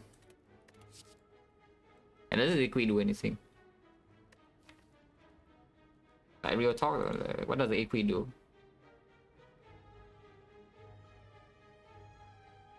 Yeah, when do I want to play the Equi? Over 2 energy on Glacier, for example, or the consume. Holding go for it, just freaking play your Glacier, then it's just better. Maybe it's fine. I was like, hold Blizzard. I could see holding Blizzard sometimes. For Regimenter, for example, yeah, we hold Blizzard one turn, like turn 1 draw. But then we have the thing already, so it needs to be turn 2 draw. I guess it can make sense. Isn't this some kind of an okay thing to hologram back? Other choice ending second, go for the eyes, but that's probably not as good as this thing, because maybe using this to multi-place shuffle to make the deck smaller in the sense also strong. Yeah, it's like you hold your cards in hand, you shuffle them out. It's kind of like removing. And yes, it's also useful to setting up burner because you can kill with Blizzard in time. It's probably okay. And now the question is whether I take this or not. If I take this, I will upgrade it. So we lose 1 toe. Otherwise, we are very reliant on drawing this thing. Yeah, okay, fine. Oh yeah, go question mark first, yeah. Okay, transform 2 it is. Try up to the hot garbage, and then I guess you transform the defense. That's good. These are 2 cards of exhaust. And if better than base card, and the machine learning for this deck actually is like pretty freaking sick. I would like to upgrade reboot, maybe, but honestly, Top King compared to upgrading reboot is not so different. That doesn't tell me anything though, regarding the fight versus the question mark, but because we have unempty potion sword and the prayer wheel, I'm not taking buys, not taking apparition, not taking racial dagger.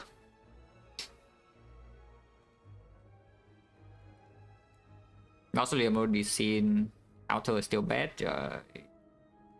Question mark has a lot of high rolls, but we probably just go here. I think I want a little bit more, one more scaling card, one more scaling power. Maybe not loop, but a capacitor or defect here I would not mind. Yeah, capacitor or defect here I would not mind though. And yeah, of course you can still get the good rare cards from the thing here. I don't know, some bias cog or some yeah, bias cog, eco form, sick or whatever. Snake plant. Could be taking damage this turn, like 6 damage. It's fine. Yeah, it's not even doing it though. If it's not doing it, then you know I'm taking 0. Burner on to Cham, burner against Cham, mostly irrelevant. We just Blizzard the guy to death. So maybe on 5. Maybe just do on 5 to probably on 4. Yeah, probably on 4. Because the most damaging Cham pattern is debuff turn 1 and then turn 2 you get hit with 27. Otherwise, maximum hit history turn 1 is only 18. That's doable. We don't even have any strike to draw on defense. I'm blocking like 6 and then 9 here. I probably do burn on 4. And we kill it with Blizzard anyway. I don't really care. This guy of course doesn't do anything. Ever.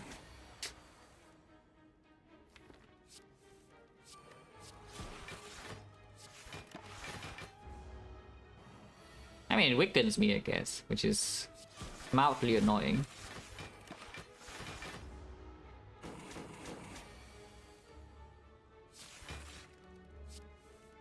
Oh, Blizzard into Hollow. Yeah. Equi to set burner. Look at this, exactly as planned. Burn on 4 and now I bomb arm, you know. What about deck 1? I pick every frost card, 5 max elites, and this is the deck. And yes, if you're asking, we did kill Dog, and the deck that killed Dog was...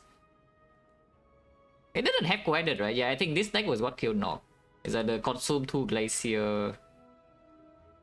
Yeah, the deck was until the Consume, and we killed the Nog. One core search is so good. Does this actually do anything though now? We already... I guess it opens bias cog a bit more and we do a prayer wheel. And it does exhaust, so it's not like too horrendous to draw. Recursion is just Blizzard scaling when we have all the frost that we ever need here already, yeah. So don't need to add recursion just because it's one more frost. Yeah, Zap was minus and we have a bunch of strikes. And what happened in the norm is I played strikes. I played Zap on turn 1 and I played some strikes and then it died.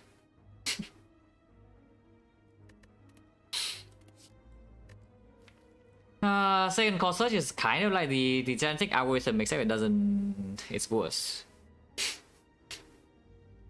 And we don't have the bias core or anything. If I had bias core, I would pick second call search here, yeah. But without bias core OD in my deck, I don't think that's it should be picked. And we don't care about blocking vulnerable in the hard too much because the burner already on turn 2. I think just skip, and this also skip. This will suck. But yeah, here I think I should upgrade second consume over token. If I see Defect or capacitor, maybe we can yeah, consume. Could be the consume I upgraded, who knows? Yeah, vulnerable into the thing. I guess we full block this one easily, so it doesn't do anything. Yeah, nice burner by the way. Oh yeah, consume, suddenly consume twice is very fast now, and we can just play force and blizzard this thing to death.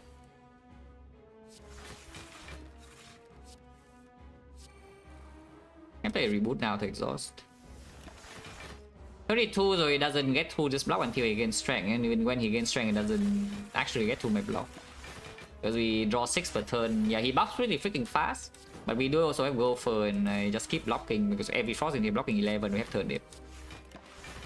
So we just scaling blizzard here until he dies. Which is honestly not that slow. And you can see he has only 42.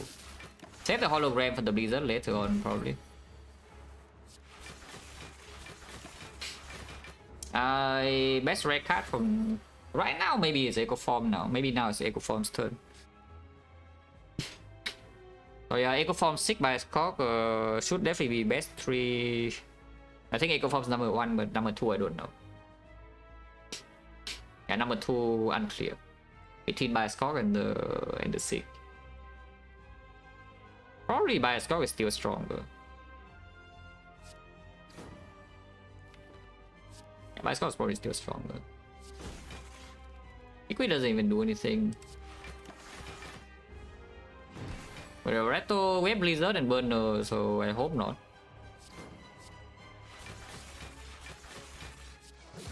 Without the Blizzard is actually slightly worrying. Without the Blizzard and the Burner would be extremely worrying, but we have both. So hopefully Burner is properly set up and the Blizzard can wipe them. Otherwise we can have some problem in that fight.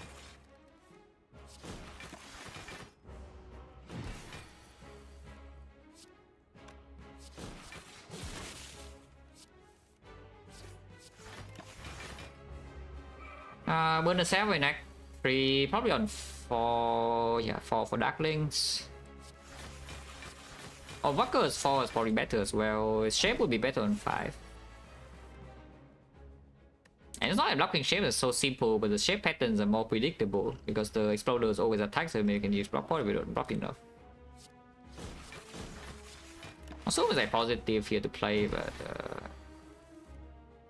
kind of don't want to play it.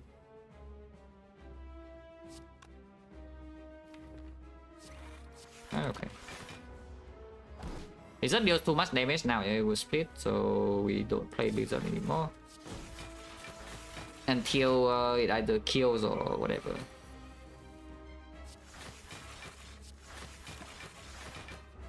Until 1 shot or 2 shots, and we can hologram it back. Hologram still here, yeah, for the Blizzard. 6 more turns.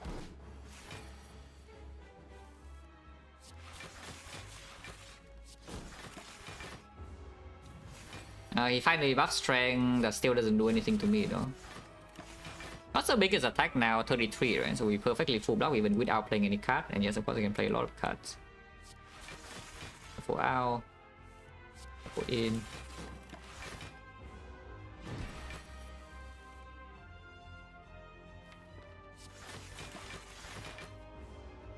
Yeah, I do this, we do not shuffle the Blizzard out. I'm 65. If I draw 8 strength, it can actually deal damage to me if I don't block at all.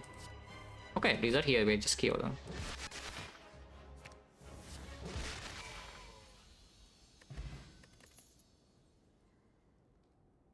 If you're worried about Rectomancer, you can take that. That's a second thing that could kill Raptor. If your Blizzard is drawn like turn 1 or something, you cannot kill anything because you burn the block for you one wave, you don't care about the second wave. Eh? And second wave, Rectomancer herself and then 2 daggers, 25 each. You're facing 84 damage potentially. Just take Electro. Eh? This is better in super long fights. You think that we have problem in super long fights. Because if you just scale like this against the hardware, our damage is actually too slow. Our damage is actually too slow against the hard at the moment if we don't see anything more. But we have one entire act with Pale Wheel and a lot of gold. So probably not yet, yeah.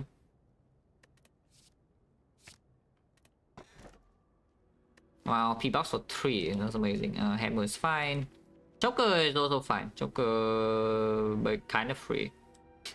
Hammer is also Giga free, though. You cannot upgrade like Defect or whatever. Cannot upgrade Defect, cannot upgrade Sick. We can just keep talking. But a copy Blizzard in duplicate event could be, yes. Could be. Or a copy Glacier is also fine. Copy Glacier is a lot weaker than Blizzard for damage, but it's stronger like everywhere else. So specifically in the hard fight, maybe copying Blizzard is better, but that's not even guaranteed to be true. But yeah, it's just free energy we take. Yeah. Cannot upgrade the loop or capacitor or Defect or whatever, but that's fine. Cannot upgrade the second Blizzard. Yeah, that's probably still fine. And yeah, 5 energy this deck does play, yeah. Because even when you're overblocking, the force still has value because of Blizzard scaling. Manili is right side, sure. 3-5 here and then evaluate whether the question mark is good or not. And then we probably do gold shop, have enough gold. And then yeah, elite number 1, elite number 2, only 1-5 to top. Maybe even recall here in order to maybe prepare for potential rest. We don't have sustain, yeah? We don't actually have any sustain.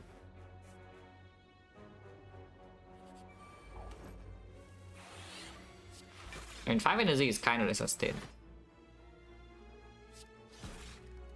23. If I play the Blizzard and this guy attacks, I'm taking damage. It could be getting exploded in turn 3, but that's not honestly that concerning. It's only 30 damage, you know.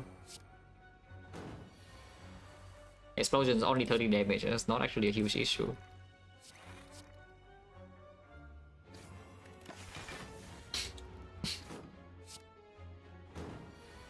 But don't fall again. Actually, if this guy attacks now, we can take damage, yeah? So I take 1. Can take up to... Okay, didn't attack, so we take 0.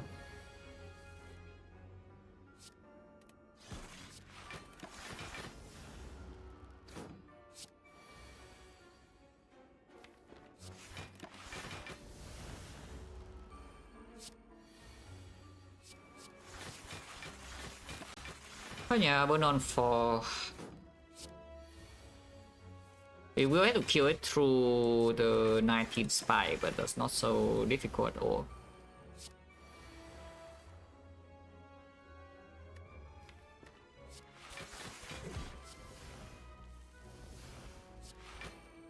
Yeah, playing Electro now is too much damage, but don't do that. Yeah, more consume is good because then the Glacier blocks more for me to get through the spikes.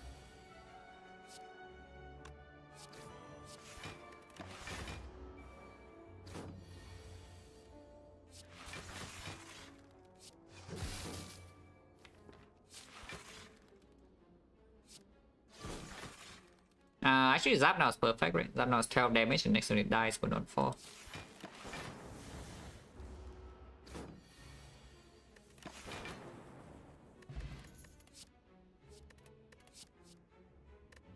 Chill, not needed, yeah? Only have 5 energy to play the Frost. Deck doesn't have that much draw.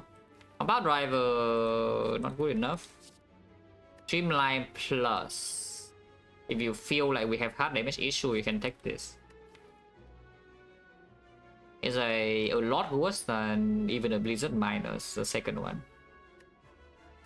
Probably not, right? Unless you tell me we have problem killing cultists in the Awakened 1-5,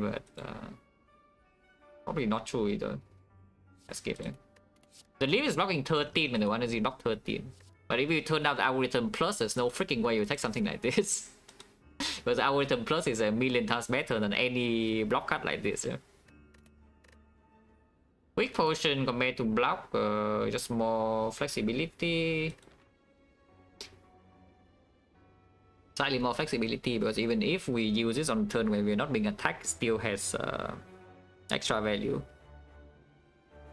Against the heart, not super, not so much better than this, because turn 2 we had burner. The one turn of weakness, first cycle maximum is like what, 17 compared to 12, and the 12 is better in speed and shield. The cycle was scaling option, too slow. I mean, it is scaling, so basically if you think that there's no problem except the hard fight, then you can take recycle, because recycle is probably slightly positive in the hard fight, very slightly though. Otherwise too slow. Like we have a lot of things that could be slightly positive for the hard and bad everywhere else. Recycle is one of those. Probably weak potion is fine. Walker.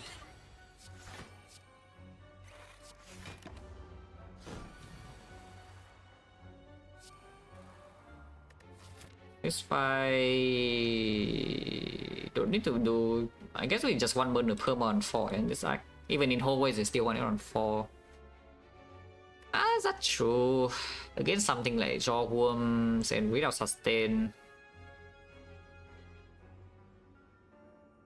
Because 5 energy on turn 2 for this deck, most of the time we can already block something like 30. Yeah?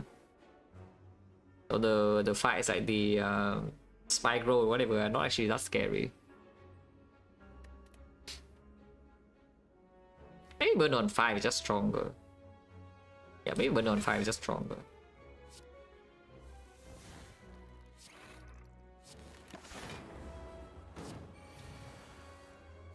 Probably burn on 5 is just stronger.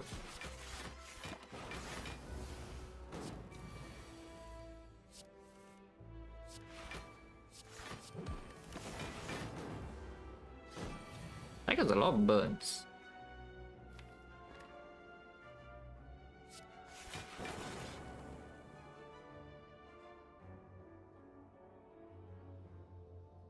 Holding is too much damage, but Zap is not, so I can hollow Zap.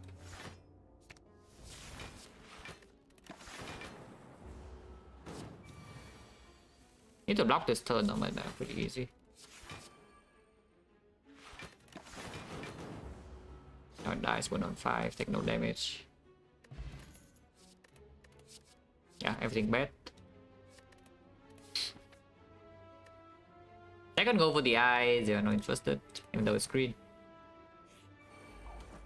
Transient. And yeah, this fight even burn on 5 is not bad, you know. You can see this turn without the burner. it's quite painful, yeah, without the burner this turn. Maybe this turn is painful as well, but we do have energy and I did play consume already. Yeah, and now we're okay. Hollow consume now, is it good enough? Hollow consume, we deal 88, 32, 32, 36, 36. Yeah, it's good enough. Hollow consume. It's like we'll keep my burner number. It's like we'll keep my burner number. Also, one more time.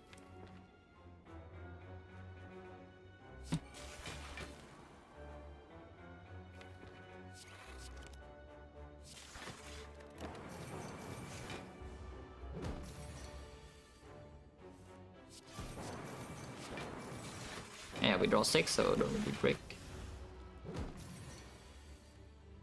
Poor card reverse prayer wheel. How are card reverse considered poor when you are picking maybe like 3 cards in the entire game? The card reverse are like fine, yeah. We just see like over the ice plus, we see the equi, we see hologram, we see second consume, which I picked by the way. We saw algorithm plus, which is amazing in a normal run. In this run, I don't think it's good, but in a normal run, the algorithm plus is like freaking sick, yeah. So what world do you actually want? What do you expect from the prayer wheel? Because this deck, I will tell you that this deck is like, very good, yeah, for the most part.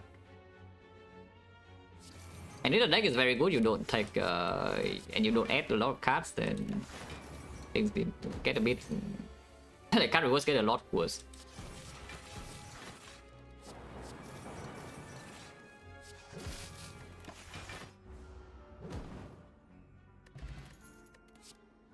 Third consume, not interested, not even green. It's here, but it's not green either. Not green, no. But it basically it's kind of like Terror in a way. It's not too different from a Terror, yeah, second Blizzard. Because it increased my damage output by like 1.5. Roughly 1.5. Because like my frost modifier goes from 3 to 5 in one deck cycle. But my cold snaps or whatever don't get extra damage. And again one card in the draw. So it's roughly like a Terror. Fairy is definitely being picked though over, I guess, over Blockport or what.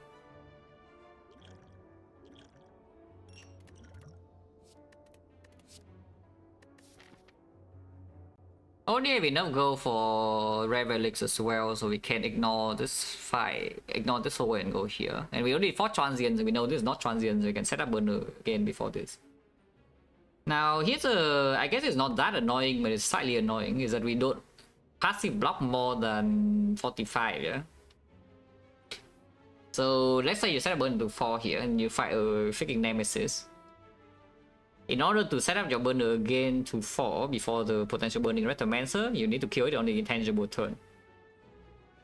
So if the nemesis keeps burning, you eventually will break if you don't increase your passive block output, which right now we don't really do. Already 2 question marks here. Force though, can up to 3. I think I take the whole way 5, yeah? I think I take this though. I think I do take this card, but yeah, it's not it. But I think I take the whole way 5. Also, taking whole way 5 guarantees if we have enough gold for Rare Relic. I mean, not guaranteed. You can get the Rare Relic maximum price 347, so you can low roll go here and the Relic high roll, so you cannot buy the thing. Now on average, you can buy Rare Relic. But that's on average. Oh, we're on 5 against Jawworms, not bad.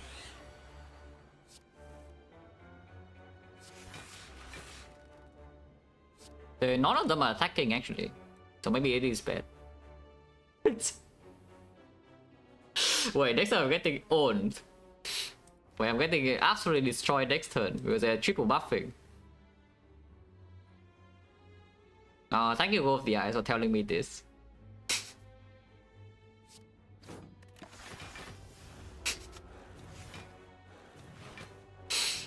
Yeah, thank you both the eyes for telling me that. They're very so how much am I facing? Up to 66 damage. That's a lot of damage, by the way. We have Fairy. I only have 1 rest in this exact maximum though. So I can use a weak pot here if I am scared, which it's not attacking a lot. Yeah, no focus drawn yet, yeah, so again Hollow Glacier is not even that strong, so I can Hollow Gopher instead. I probably just Hollow Gopher and play the other cards. So Hollow Gopher and then 4 energy left, 1, 2, and then probably play Cool-Headed. If I go into consume, I can play that. Okay, not really. Oh yeah, just Hollow Gopher and then Cry.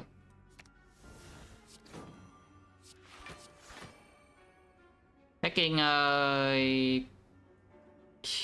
maybe around 20 here. I can mitigate that by doing weak pot on the other guy. Maybe I should just weak pot, yeah? This fight is not even solved yet after this turn. Yeah, after weak pot I take 14. Okay, now we get double consume, so it's a bit better. This guy's not weakened, so we hit him maybe.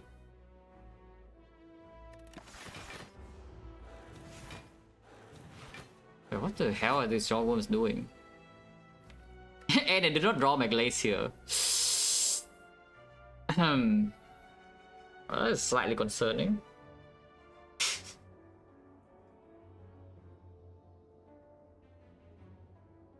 Electro doesn't actually kill them, yeah?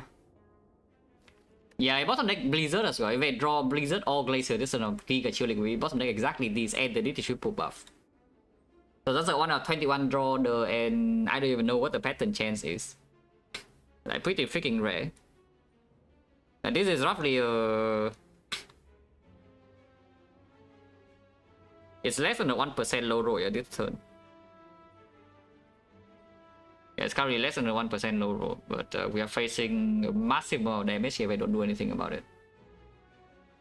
So we will reboot for sure, it's just that what do I play before the reboot? What should I play before the reboot? Are we trying to block or are we trying to kill? Because if I play Electro into Bow Lightning, we are maybe aiming to kill. Electro into Bow Lightning, we still evoke 3 Frost, yeah, so again... And the nice thing about Electro into Bow Lightning is that we kill next on the burners on 4 for, you know, like this floor. Probably should play Electro into Bow Lightning, yeah? And then reboot after, then we can play the Glacier.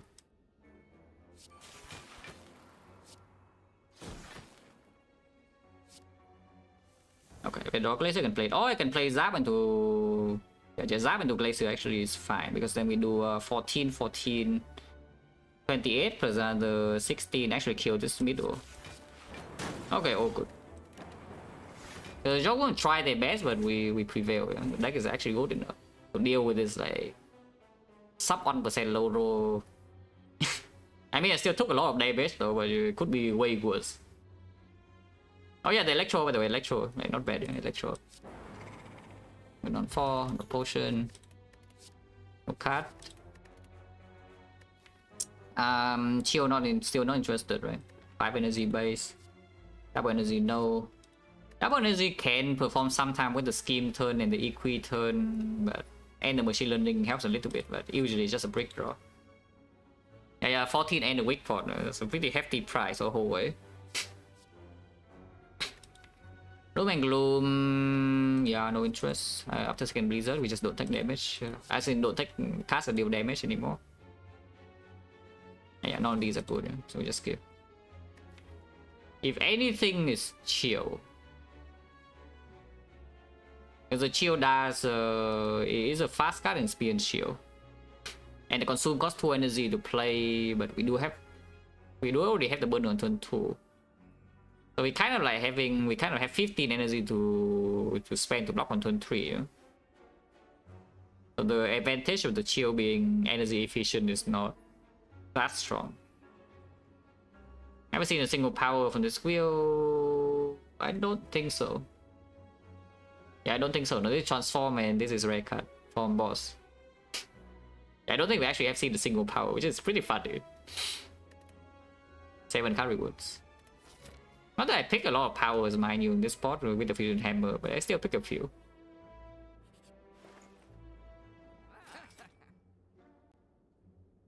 Okay, now what? There's a pretty juicy relic right in front of my face, and we have Glaciers to play. I think I just buy that. Still recall though. Without buying Cell Repair and after buying Pocket Watch, the top becomes a little bit less urgent. So you just recall now in order to open the rest at the end of the arc if I need to.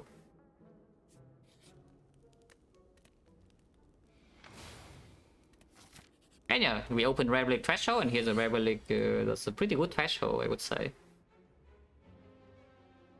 Probably reboot immediately, I don't care about Electro. And I play 2 more cards in Pocket Watch next on the burner. Yeah, cards.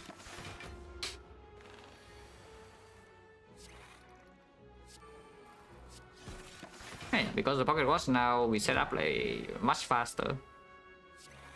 Yeah, we actually set up much faster. Can never really passive block this guy. You need to active play every turn, but I think that's not the problem, you know. To active play every turn, we draw 8. Draw 9 even, we draw 9. Burn on 4 before leaving. Very easy. This will be 7 turns, so we can never kill this turn. So 6 more turns then.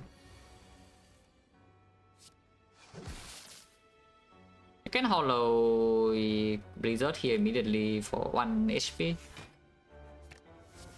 Cannot play Cold Snap anymore, but don't care about that. 1.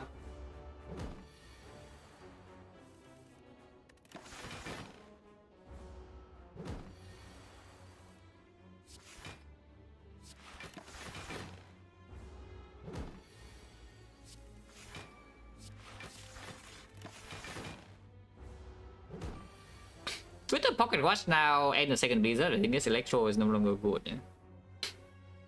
And the second Machine Learning would probably have been better at this point. Yeah, at this point, at this position in the run, the second Machine Learning should be stronger than this. That's still not that bad, but okay.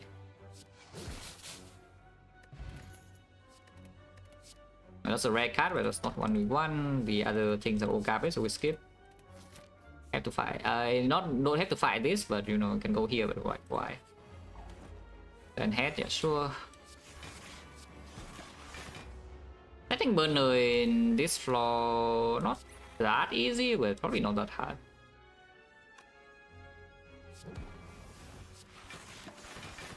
We need to block like 70 every turn, but you know, we can do that. Yeah. I guess I should exhaust this now. Because this fight will actually go very long. It does mean these turns I have a bit more problem with blocking, but not really true. Yeah, do not consume more. Yeah, consuming to 3 slots is already most efficient. I'm Blizzard now. And we stay here until burn on 4 for the thing. Isn't picking a hammer? No, we're talking like you're visioning. You vision draw like what 3 or 4 cards or something, and you lose 3 draw immediately next turn, and the energy doesn't play. Like why not we pick vision? Like picking is already bad enough. We even want to upgrade. Completely awful. Like we block 70 per turn pretty easily here.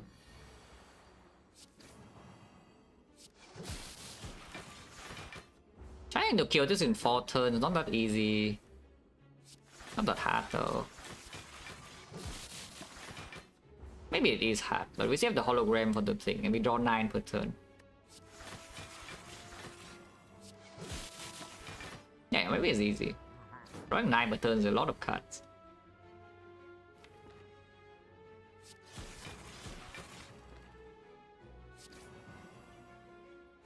And yeah, here's the EQ to set up the burner for next turn. As planned.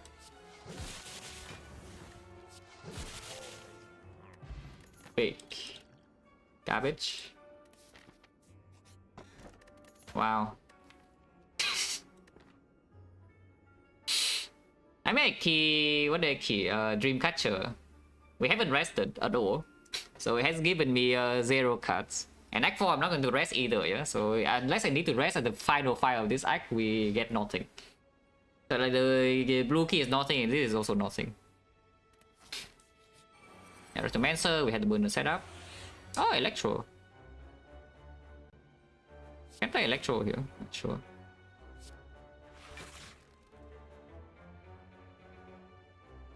Taking a bit of damage. Honestly, you can 5-pot this as well. Why not? Actually, if you 5-pot it, she might not attack this turn, and then that kind of sad if she doesn't attack. But we have Electro in place, so it's not that bad, you know.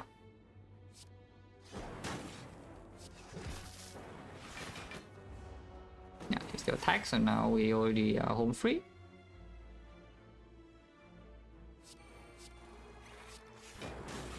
Yeah, we're home free.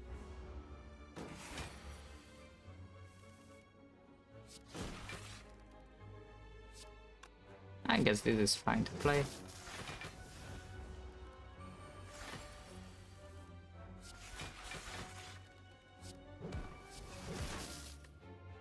Getting more goon, yeah, it's fine. Hey, one more goon, who cares, you know?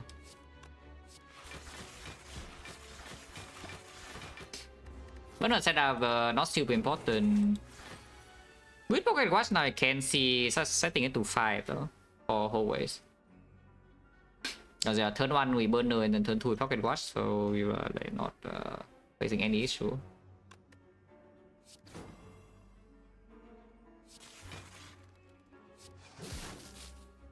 So 6 more turns, and because we cannot kill her right now.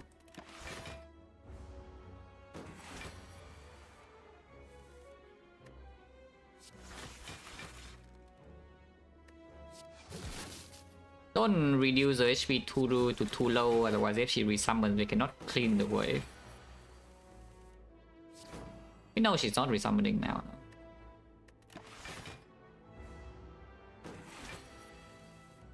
Hello Frostram, yeah, I heard about the ventures. In fact, I saw a video run yesterday.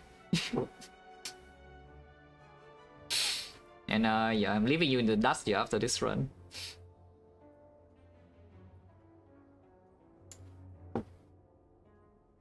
Oh yeah, burn on 5, right? Burn on 5. This is too much damage already.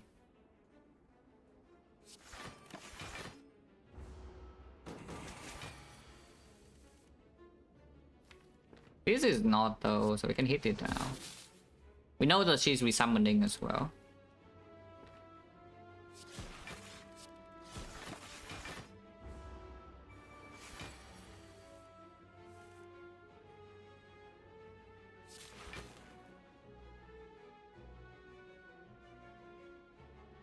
There's too much damage actually. If I do a cast, so I guess you just do this. I sure hope she dies this turn, otherwise we it's very inconvenient she doesn't die this turn, but she does. Still garbage. Every fight is double goal, we have on empty potion slot and also prayer wheel, so probably still go here. Burn on 5.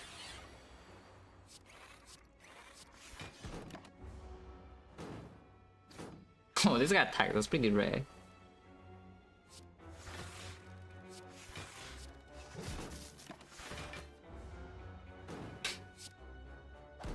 But yeah, I mean, Pocket Watch is like so sick, you know, for this deck. Which is no surprise, really. But it is so freaking sick. But once again on 5, and if you see transient next draw 5 is still good, and then I guess on 4 better we see overworkers, but it's not even true because once again it's like turn 1 pocket watch, turn 2. Yeah, turn 1 burner pocket watch, turn 2 draw 8.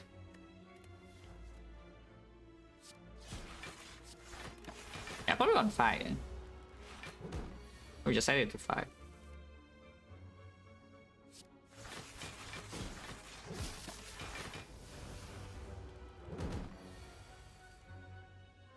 I hope our damage is enough for hard, by the way. We have a lot of time in the hard fight, but not infinite time.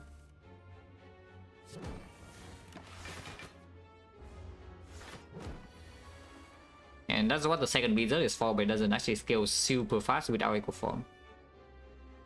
And you see here is only like you know, like 65 damage for both of them. And it's only 6 turns. And we have until what, second attack to 5th cycle. Which is not that long. And you can sneak in Zapbo landing once in a while, I guess. And I can buy out the Shobanek for. So hopefully that's good enough.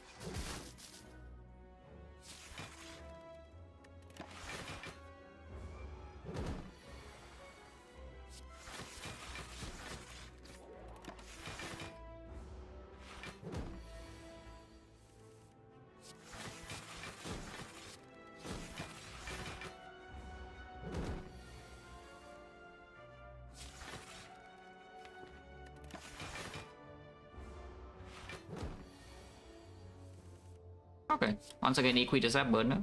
Happens again.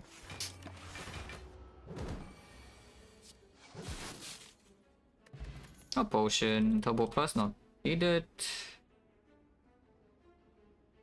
If 2 is not enough, what about 3? Because we have pocket watch now, so like how bad is this thing? It's not green. But once again, we improve our damage output a little bit in the hard fight, yeah? Because you can play 3 Blizzard in one deck cycle instead of 2. So how bad is it really? Because on, yeah, roughly on like turn 6 or turn 7, it becomes on a Z deal like 30, and then by the end of the fight, it's around a Z deal 50 or 60. So on average, it's probably still on a Z deal, I would say like 40 or so. That's to be good enough. And actually, it's just good enough, right? And honestly, the burner pocket watch combo just lets you get away with everything. Yeah? Adding like this thing, even it breaks you once in a while, doesn't really matter. Because we have such strong anti-brick in here. The biggest concern I just have right now is that we somehow don't kill the heart before turn 16 or 17. How many turns do we exactly have? Let's count. 1, 2, 3 first cycle, and then off turn is turn 4. So off turn after the 4th cycle is turn 13, and then turn 14 is when it attacks. Actually, is that true? Yeah, turn 4 is after first cycle, turn 7 is after second, so turn 13 is after the 4th cycle. Turn 15 is when we have the... Yeah, turn 14 is when we have the burners, so we don't die, and then turn 15 is when it needs to die. We need to kill the heart in 15 turns. Yeah, 15 turns, just take the 3rd Blizzard. Green will be better, but you know, it's fine. Oh. 352 gold for the thing.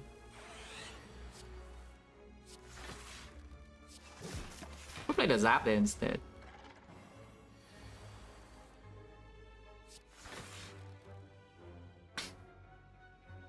This is kind of like a damage check in a way. But it's kind of like a damage check. But it's okay.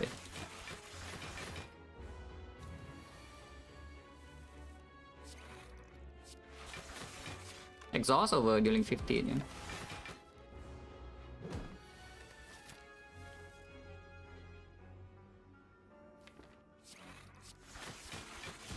Breaking Pocket Watch intentionally here to shuffle in both Blizzard, I think is correct.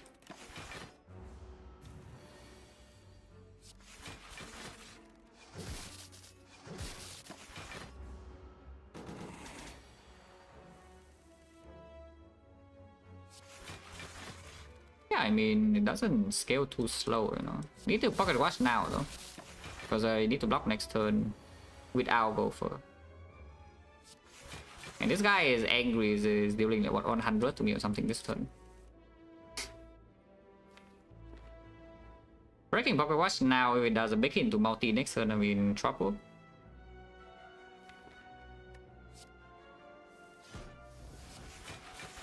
I still draw 6. It actually does a big hit into potential multi, so we could get Giga destroyed here actually.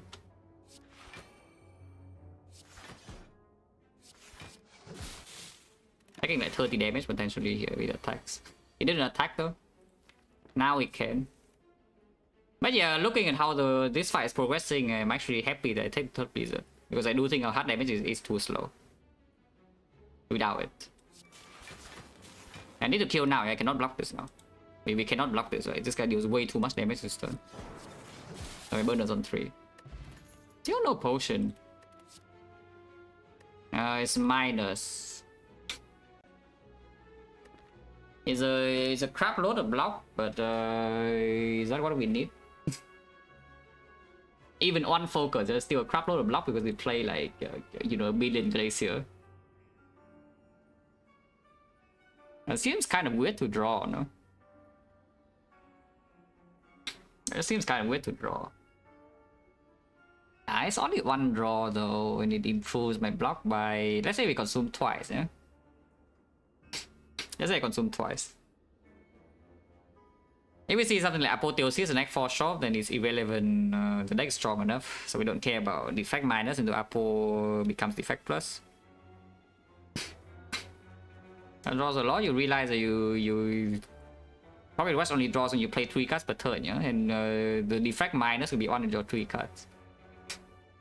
So do you really want that to happen? So we play the consume like maybe 3 times. Yeah, consume probably is being played 3 times, so it's 3 block per turn, and then evoke.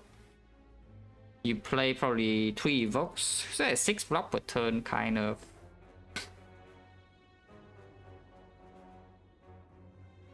Extra fast channel faster than the heart. You want a turbo or what?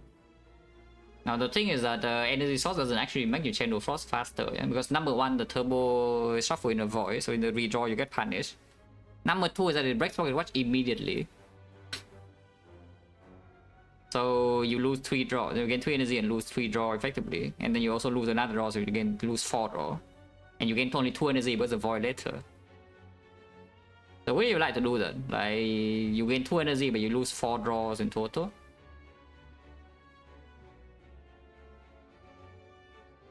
Because it doesn't sound very good, you know. It's also a brick early. Also it's a complete brick in early turns. If anything, maybe second hologram, but what is the hologram doing really? Because now that I have pocket watch, the second hologram becomes really strange, you know, to pick. It's like you can holo Blizzard, but it's only big after several turns, so you are just stuck with a hologram that's doing nothing in order to gain 1 extra Blizzard play and break the pocket watch. I don't think this is good, and I don't think the defect is good either. Let's just skip. I mean, okay, the thing about defect, I can say something about defect is that against the spear and shield, yeah. Spear and shield actually is a slightly problematic fight because they can debuff my focus and we don't kill them that quickly.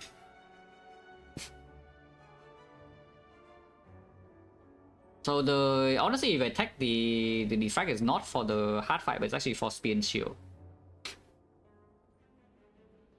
Because our passive block is not overwhelming, and we actually need to play Glacier and whatever to passive block, and if we get debuff focus and we draw burns and suddenly things get weird.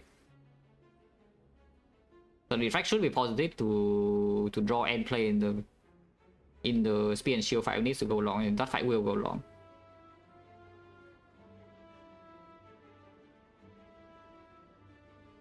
No, I think then it's fine. Then it's fine. I think it's fine. The beam cell of holy edges, but can actually strip artifact, yeah? And then it improves the blizzard damage. But beam cell minus probably not. Beam cell plus I could actually take now though. If there is a beam cell plus I could take, yeah, damage is actually entirely physical because we play 3 blizzard for damage. But the beam cell minus does not actually do its job. Only on Equine, no pyramid. So we need to draw beam cell together with some blizzard in the same turn, and we need to play both, so it breaks pocket watch the turn after. And the gain is not good enough because then you just slow down the other blizzard draws. Probably not. So actually we saw 2 complete brick events. Yeah, 2 question marks and the 2 worst ones, yeah. Like the red mask, which is empty, and this is -4 marks. And we did not see a single potion after you use a big pot like here. So we have like what, 1, 2, 3, 4 fights, no pot. 5 fights even, yeah, 5 fights, no potion. That's kind of bad, you know, because now suddenly I'm worried about Act 4. I'm not worried about Act 3 still, but I'm actually worried about Act 4. But yeah, this is definitely top defense, yeah. Zap I think still should stay because of this electro, and Zap can be rotated in the hard fight sometimes for damage. So yeah, just top defend even though defend block 6. And if needed I can rest in Act 4. If needed we can rest in Act 4.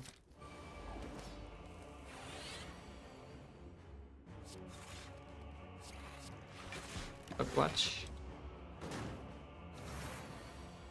Heal toe? Why don't we heal toe over top heal? Makes absolutely 0 sense.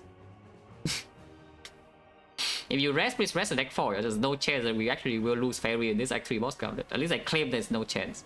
Maybe Time Eater there's a chance with the Dome because we need to active play, but with triple Blizzard probably not. Heal an event. No, come on. Come on, healing, freaking taking a heal in the event because you want to preserve 4 max HP is complete utterly stupid. Like, why on earth do you do that? Yeah, just read what you just wrote. You're like, what the hell? Comparing to simply waste spending a fire to rest, which is already a bad thing, yeah. You gain a little bit extra because you do have max HP, yes. Comparing to talking and resting, but it's way worse than double talk. And what I want to do is I want to double talk. And if we leave this like 3 boxes with enough HP, I will freaking talk. Like, why on earth do you want to take the ride and remove the ride for $4? It makes a negative sense.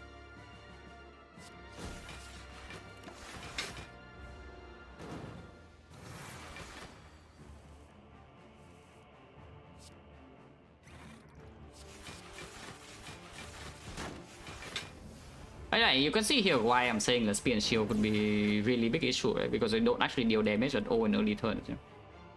If we all deal damage eventually, and our damage does speed up eventually also, but you know, it takes a while for it to actually speed up. In the meantime, blocking is not that simple turn by turn.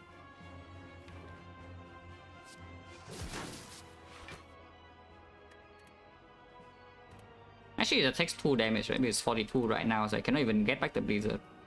I wanted to get back Blizzard, but I guess you just get this then.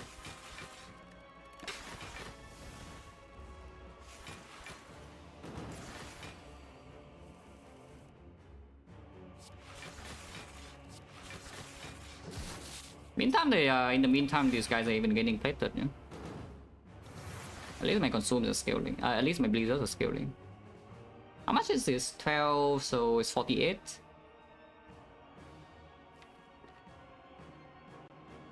Can play this. Can exhaust the core search now finally and play this. Can play this as well. Okay, watch, it doesn't matter next time because you're retaining.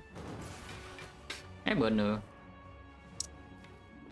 Can exhaust Electro here if you want. I think we just keep scaling Blizzard though.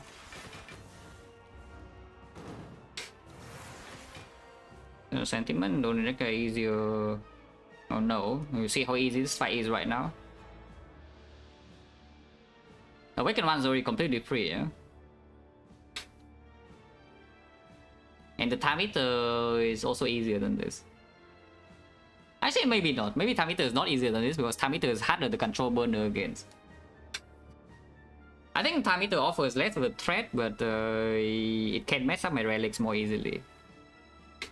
Awakened ones are completely free. Like, they just test different things, you know, just normally how people build decks, maybe they don't feel the pressure of these guys.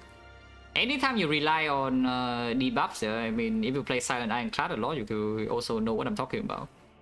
Anytime you rely on a lot of debuffs, like these guys are, and your damage is slow, these guys are like very dangerous. Like, you cannot deal damage without deploying Terror, you cannot block without deploying Weakness with Paper Crane, you cannot like deal damage without Vulnerable with Ironclad. Yeah, everything's awful. You are relying on this arm, yeah, everything's awful.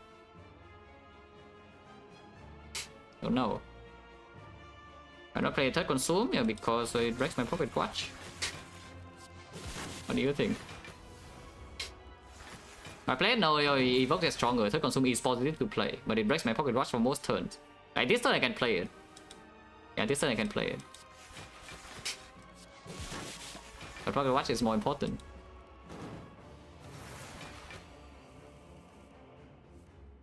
Yeah, 60 damage and kill this now.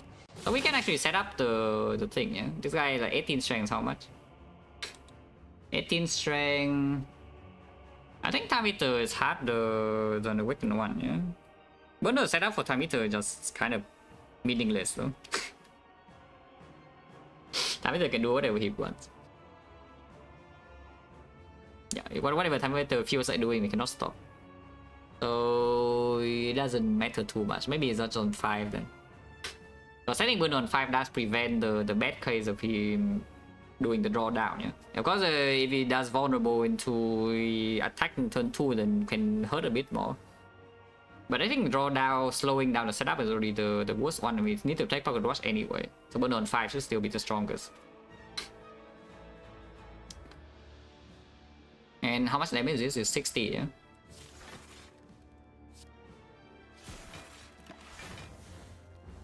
Actually, it's not even attacking. Next turn it attacks though. That's fine. Next turn we have Blizzard, so it's dead.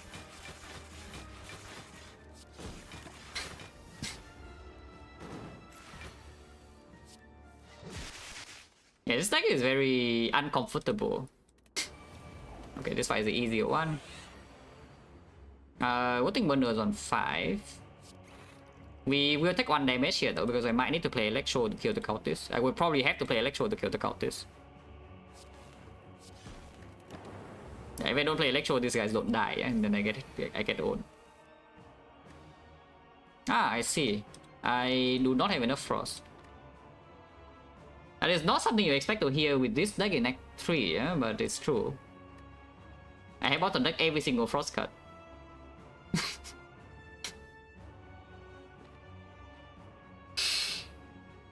Very interesting. Hopefully it doesn't do the Giga hit to my face this turn, otherwise it will be sad. Electro Hollow. That takes so much though. Yeah, and here's a Defect, yeah? Here's a Defect that breaks me in this turn. Not non-frost. To be fair, yeah, you see how many cards I draw? I draw 14 cards out of 27. Okay, so let's calculate the exact odds in order to debunk the to be fair. Actually, I draw 13 cards. I draw 13 cards of this 27. And how many frost do I have? 1, 2, 3, 4, 5, 6. 6 frost cards. So I need 06 to be bottom deck 14. How do I actually do this? Like, first frost card is 14 out of 27, and then the second one is going to be 13 out of yeah, 14 out of 27, and then the other card is 13 out of 26. So just do that 6 times, right? Which is 9. Actually, is that even true? Yeah, it is true, it's true. So it's from 9 to 14, and then the other one is 22 to 27. Oh, that's definitely too much for me to do mentally. Yeah? Let's just do a calculator. It's 9, right? So 9 times 10, 11 times 12 times 13 times 14. Divide by 22, divide by 23, divide by 24, divide by 25, divide by 26, divide by 27. 1%.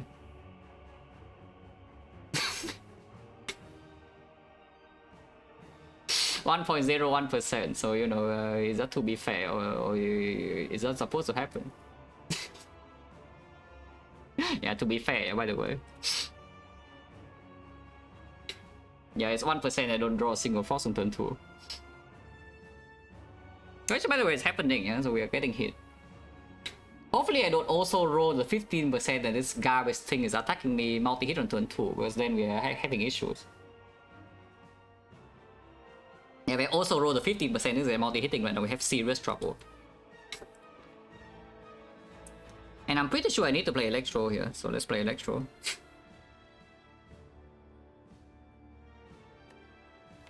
I also need to take Pocket Watch, so I cannot play Equi. Do I need to play Electro? Electro is making me take 10 more damage when it blocks these guys next and it block 22. Yeah, okay, that's already worth. So what on earth is a turn? Do I... If I play Electro Hollow like this, I probably have to rest next 4 then. Just it's taking way too much damage. It's taking way too much damage in this. I'm probably going to be missing like 17 or something HP, maybe even more in Act 4. That's probably a rest of it too.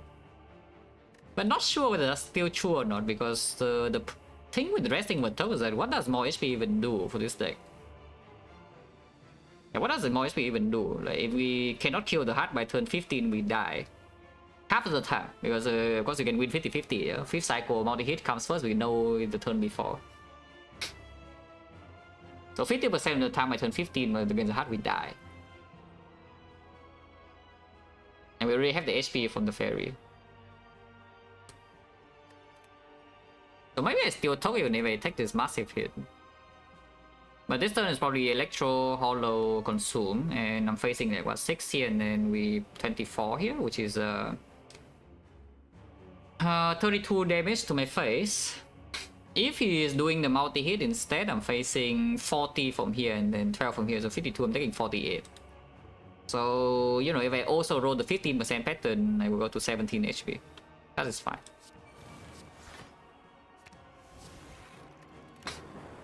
Hopefully he's doing the normal hit. Huh? Okay. Did not roll the 0.1% or whatever. And now we are fine. Now we just play like normal. And the damage is dealing is at 40 per turn, that's zero concern. Okay, so I should not lose any more HP from here. This is not positive to play, but honestly it's not negative either, so might as well just play all powers. Maybe I play Machine Learning and the Defect. Oh, I don't need to. I also don't need to. Oh yeah, we're missing one. There's like 51, right? 51 is 13 HP. Yeah, 13, no way I'm resting at top. Yeah, 13, there's no way I'm resting.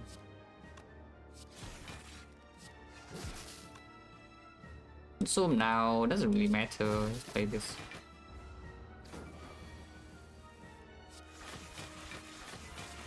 Lost Cause Search. Not so hard. Is this one hard? I mean, so far I'm like Giga chilling, you know, every act.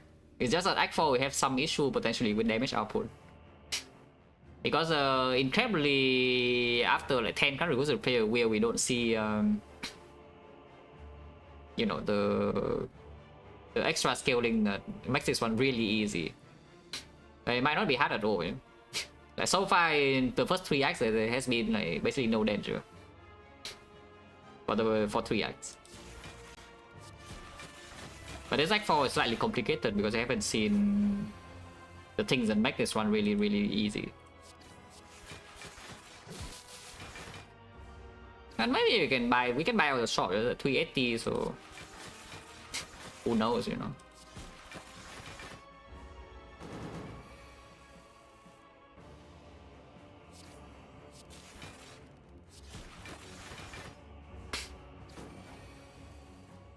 I mean, if you don't take the consume in Act 1 or you don't farm the elite for the burner, then yeah, this run is like freaking miserable. I did all that also, the run is like very easy so far. And you skip the consume, your run is unplayable until I don't even know end of Act 2. And if you don't fight 3 elites, you don't see the burner before leaving Act 1, well, your Act 2 also like kind of sucks. Maybe you just... Actually, you see enough Relics in this one and you will probably always see the burner at some point. But it's basically just like recognizing that you don't really need to add any attack to your deck to beat the Knob, you know? It's like added like what 4 skills and we want to Knob anyway and then kill it.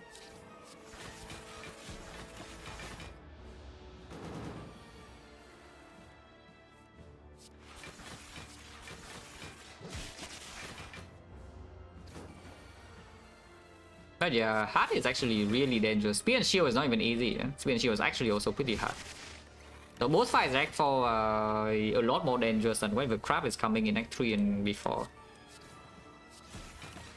Like both fights in Act 4 are hard. Hello, VM. I had 3 blizzards.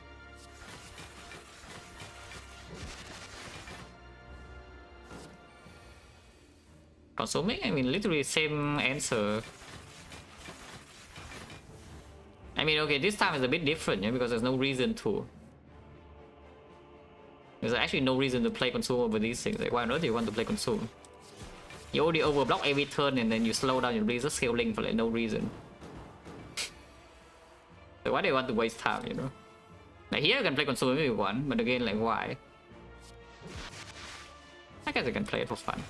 Blizzard's already big enough to kill and we want to wait for Burner and 4.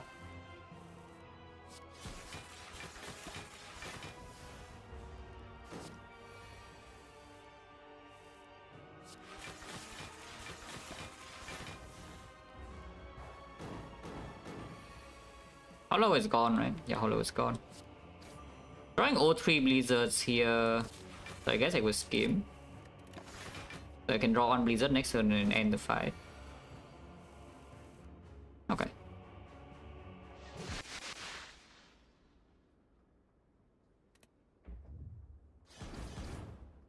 Yeah, definitely token. Resting on 13, no chance. Yeah, resting on 13, no chance. And you know, the last defense is not upgraded, so maybe just do that. Yeah, probably. Maybe you can claim dual cast, but dual cast lightning and spear and shield could still be something with the electro. Or just get this defense. Buy out the shop.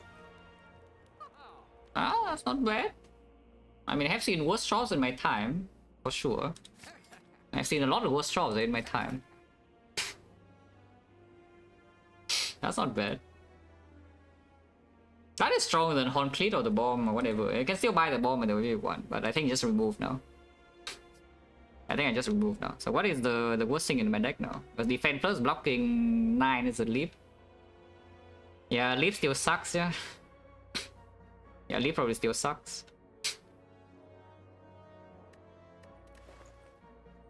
But they're not good. Panic button is great. Panic button is great. 0Z block 31, like no real downside, except we already turned out much better card before this. I skip a Zenzik algorithm plus the next 2, yeah? That would be if I have it right now, it would be blocking for I think around 45. Yeah. And I skip that. Raw skip.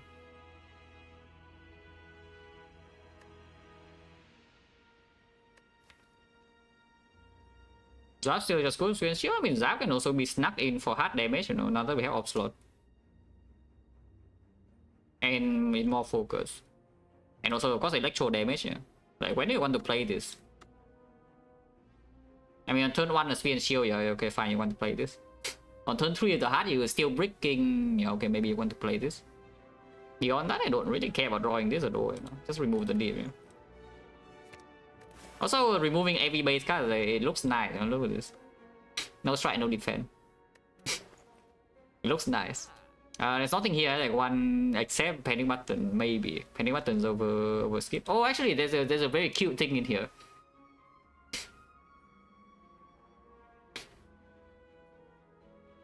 Defect to Algo Plus. Well, literally why I'm not taking this panic button right now. Because our deck is very dependent on drawing consume, and we don't need the block front loaded with the burner. Now that I have Pocket Watch, that changes a little bit though, but I don't think it changes that much. So how often can I not block turn 3? How often can I not block turn 3 against PN Shield? Because the panic button is the most likely to be able to block turn 3. And maybe 50% of the time I face 56. We can block turn 3, yeah? So I think the only good turn for the panic button to be drawn is on turn 1 against PN Shield. Turn 3 against Hard maybe, but if we can preserve focus spot against the Hard, I don't think turn 3 will be an issue either, even if you have on.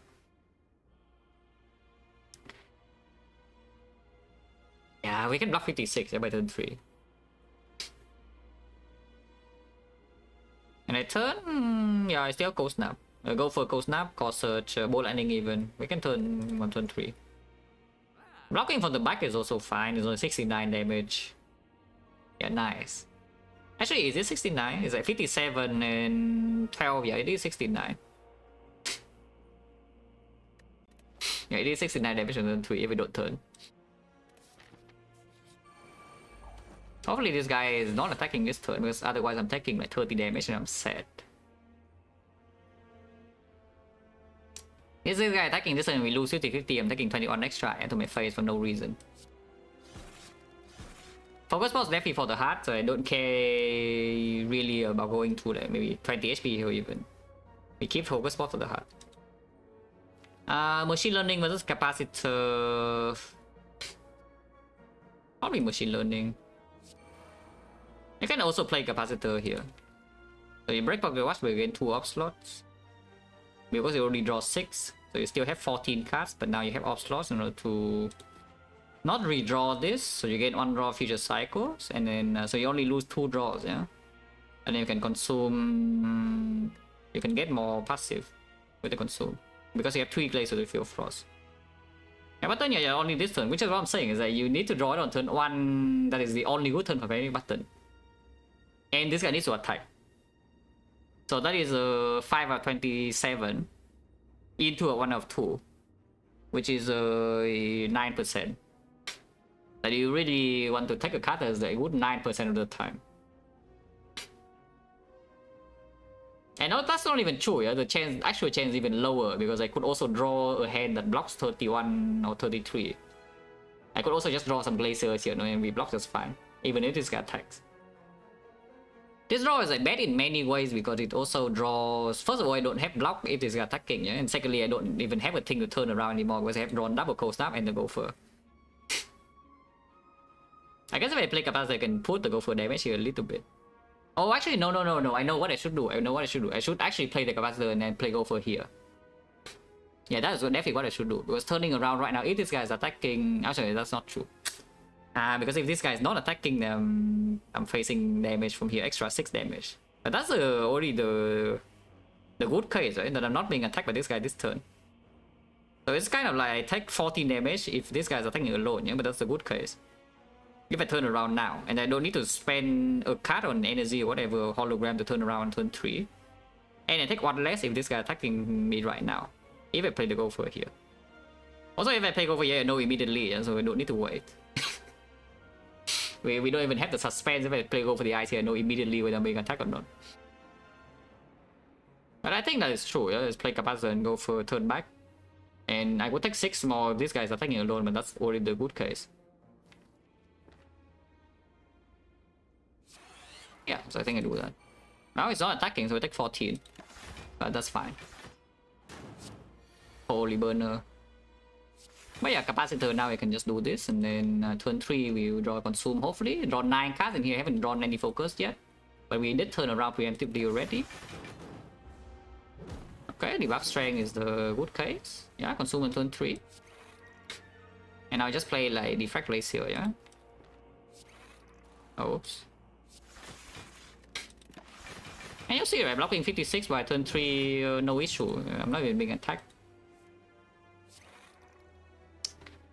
Now to end the fight though is a different story. But to actually win this fight is a different story. And to block. Next turn I'm facing like 72 or something potentially, that's still fine. Go back over watch. 50-50, yeah, actually so far I've won every single 50-50. All 3 of them, like the attack pattern and the debuff. Actually, maybe it's losing 50-50 if this guy doesn't attack on turn 3 with this draw. It probably is. It probably is losing 50-50 if this guy doesn't attack on turn 3, but that's fine. That's a minor one. But yeah, scaling blizzard. Actually, that doesn't even deal damage if I play coast now. I should have played coast now.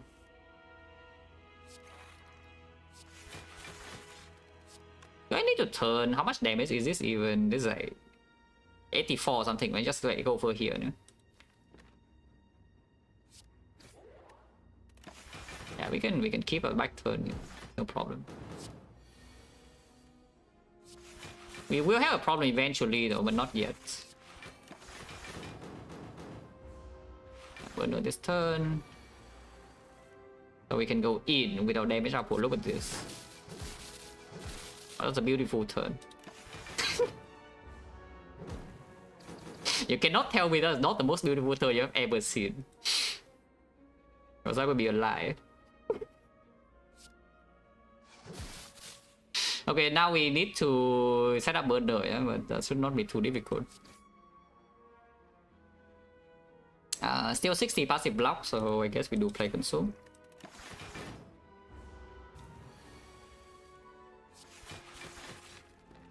Oh, Equi to set up the burner again. I love this. Equi to set burner, guys. Wait, what? Where's my Equi?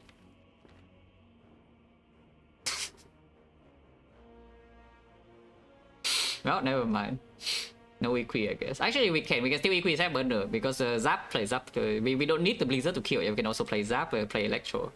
Oh, good, oh, good. Also, we don't shuffle anyway. I want to Blizzard now. I want to Blizzard this guy to death. Yeah, one. One strength. You laugh at one strength, or you see will see what this one strength is doing. It's probably doing like what, I don't know, 25 damage, which is fine. Yeah, I've seen worse things. It probably deals around 25 damage. But yeah, skip, yeah.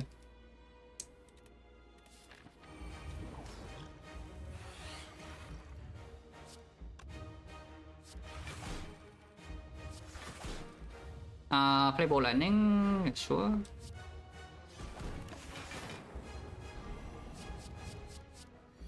Burner.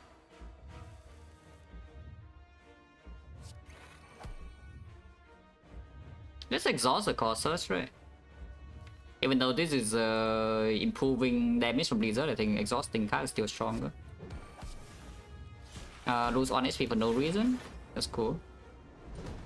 Let's win the 50-50 here as well. Okay, so this Act 4 is actually very good 50-50 luck, yeah, so far. Not that it matters, like this one doesn't matter. If we lose a 50-50, we would lose 1 HP. So it didn't really matter like at all. This one definitely breaking Pocket Watch.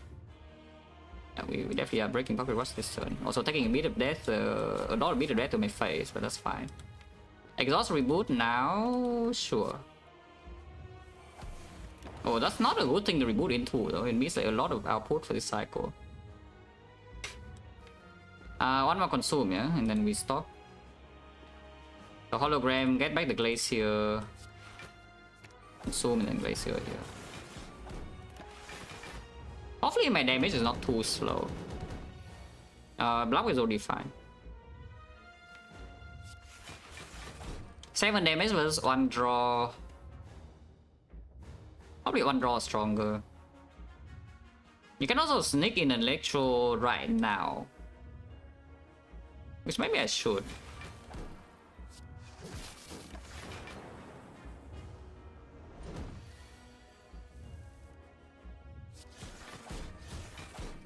Yeah, Go for the Eyes has not been able to strip artifact at all. It's just landed on every single off turn. Pretty incredible, I tell you, that this Go for the Eyes has missed every single time, but you know, here it goes. Next one burners, they can get more lightning in for damage.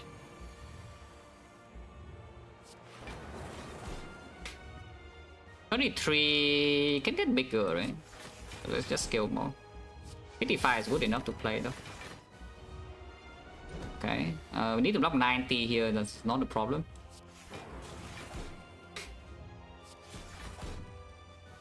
$120 is still no problem. Yeah, I think we should play Blizzards now, yeah.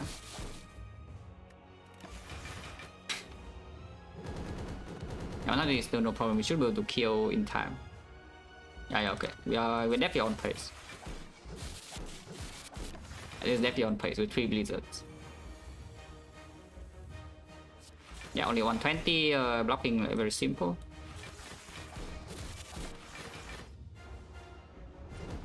Okay, so now we need to block 120, still simple though. This would take 2 damage in 1 goon. Yeah, I don't care.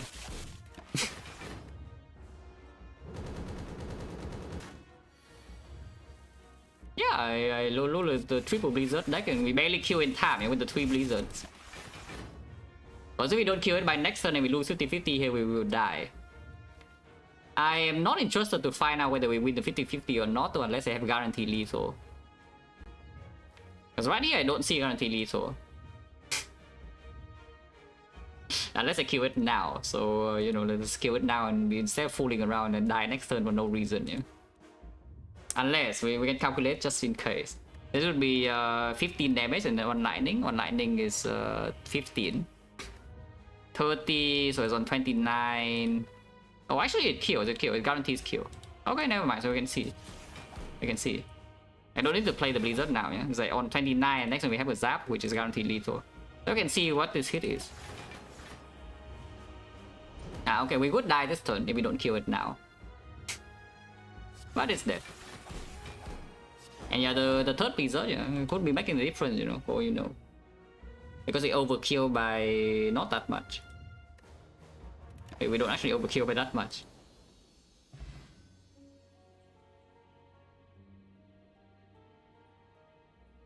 Oh, this is a very cool deck. Yeah, you can call it like that.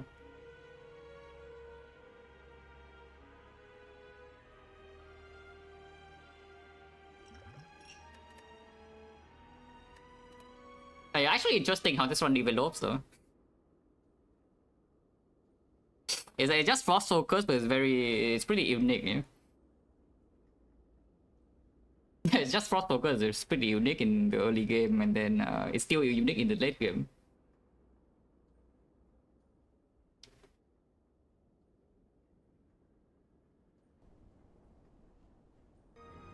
Lose to Nob? Nah, I am not going to lose because the stream is ending like now.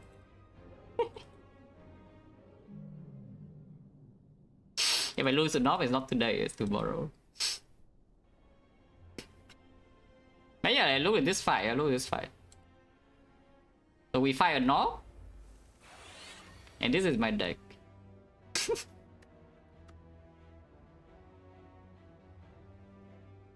It's still, yeah, it's just funny to look at it. It's like, this is my deck and this is a Nob.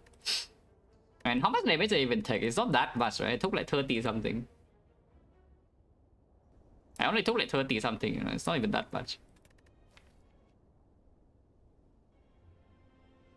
Yeah, 34, no problem. And the strike ball was not even needed, yo. The strike ball was just wasted. I only needed the rest in the force to upgrade the consume. And the strike ball is completely wasted.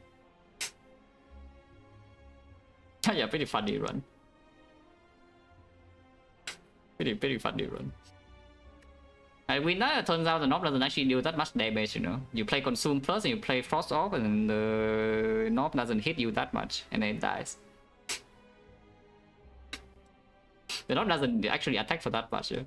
If your block cards are very efficient, which, you know, my block cards are extremely efficient, like Lazy Consume.